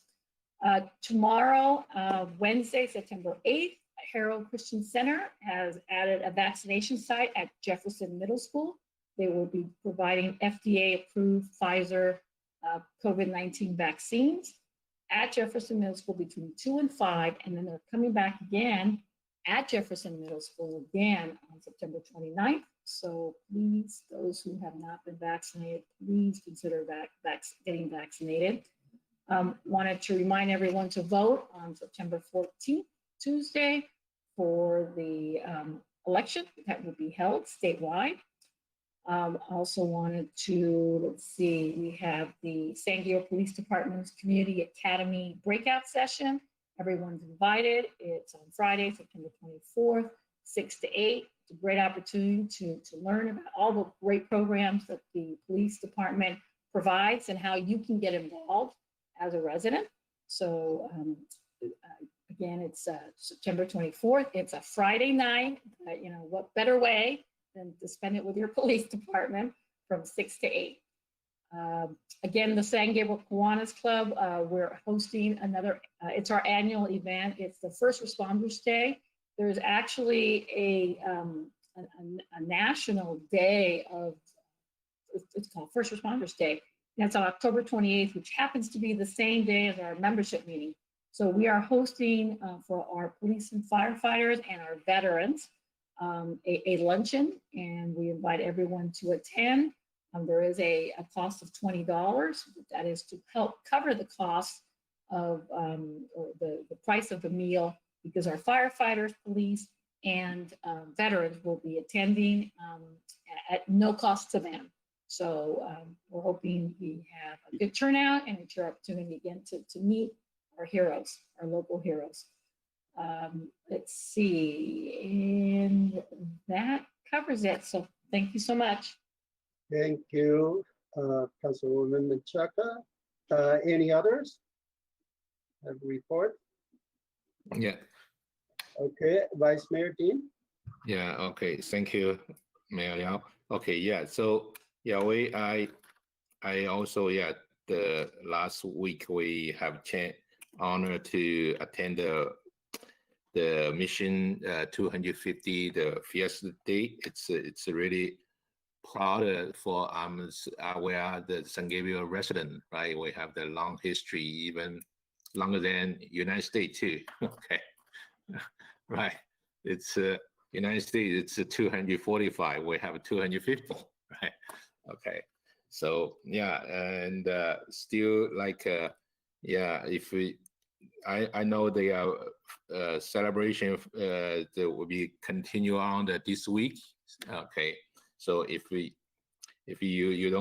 have, you know them, it go there. If we don't have chance to visit to them to see our historical place. Okay. And the second one, yeah, thanks the councilwoman, the Machenga, it's mentioned I'm the current Lion Club, the president. So yeah, I keep the Lion Club, the continue the contribution for, especially for our police department K9 program. Probably this time we do like the emergency fund for the K9, just in case you need an emergency for the K9. Yeah. And the third one, yeah, definitely it's for the September 14, the election day. So no matter which one you decided, I encourage you to vote and have your voice to come out. Okay. And fourth one, it's I think next our council meeting, it's September 21st. That's our especially Chinese traditional Mid-Autumn the festival. So it's a sad day. Okay, it's our maybe so this day is it's a really like a more traditional Chinese the day. It's especially similar, I can say that similar to our Thanksgiving Day. So that day should be like if you have family member, it should be get together and a celebration together, have the traditional event. So if you see especially for our city, have a lot of the bakery make the moon cake. Don't forget to spend to buy the nice delicious moon cake from our city to support our city. And yeah, I just use the Chinese 下一个这个我们的 council meeting 是中秋节，祝各位这个中秋节快乐，这个就是全家团圆，谢谢大家 ，thanks. Okay, that's great. Councilmember Harrington, we have a report. Nothing tonight, Mayor. Thank you. Okay, nothing. So I'm helping all the service clubs, you know, in our city, Rotary Club, Kiwanis, Lions Club. Lions Club just started a couple of years ago, and the advise, well, it's sort of funding advisor. And it's my dream come true, to start a Lions Club in the city of San Gabriel. Just last year alone, we donate more than 5 million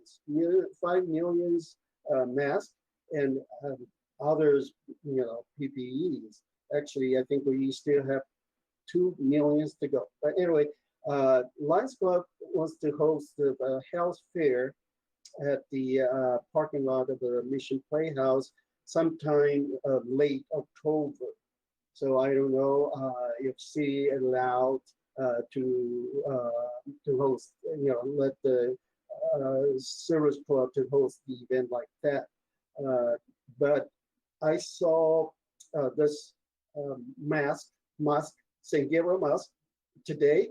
So every every Tuesday of the month, they will donate food to the community people. So starting at 4 o'clock, I see lines, lined up all the way almost to Rosemead Boulevard. But anyway, this is something St. Gabriel Mosque is doing.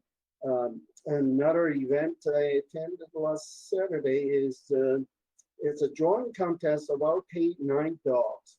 So this studio asked their students to draw the dogs, and so they raise money to help our K9 program. So that's another event. And I want to report about the ICA meeting. And I, of course, many very outstanding speakers came to the meeting, but two of them, one of them is Supervisor Janice Hung, and another one is the supervisor from Santa Barbara County. His name is Dash Williams. And it's amazing things that he started this, it's called Dirty Murph, and it's a $120 million project. And we turned all this organic waste and through aerobic digestion, and so that plant can produce electricity and also renewable natural gas. So truly, it's an amazing story. Another one is from St. Gabriel. I was totally shocked that we have a person like that from St. Gabriel. So he's talking about the future home, and it's powered by hydrogen. And so that's the most clean energy form. And because solar power, you cannot store the power, and hydrogen, you could. You use the fuel cell, you store the electricity. And so they use combined hydrogen and all these clean sources of energy. So this is the future for our California. So I support it because we can use this type of hydrogen and also renewable natural gas for Chinese restaurants. We need those for cooking. Just electricity walks or whatever won't work. It has to be use this high heat, high flame cooking. So and it's always learning something new. People are doing something, and that's why I love to talk to our city elected officials in convention, and I can learn so much from them. So I encourage other city council member attend all of them. So this is my report. Yeah, so tonight, I guess there's no closed section, but I want to adjourn meeting tonight in memory of our friend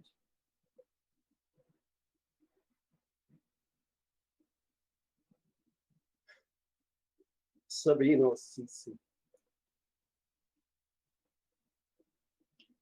Trevino served the residents of San Gabriel as a 25-year member of the city council. member and past president of St. Gabriel Chamber of Commerce, trustee of St. Gabriel Alhambra Health Lodge, and director of Sanitation District, St. Gabriel Valley Animal Control Authority, and St. Gabriel County Water District. He also served as a member of various community organizations, including St. Gabriel Kiwanis, Peace Officers Association, Italian Catholic Federation, and the United States Air Force Association. We honor this memory and his service to our community. 25 years as the city council, that's a very long time. So we're gonna miss you, Mayor CC. So may you rest in peace, and thank you. The next regular city council meeting will be held on Tuesday, September 21st, 2021 at 6:30 p.m. So meeting's adjourned.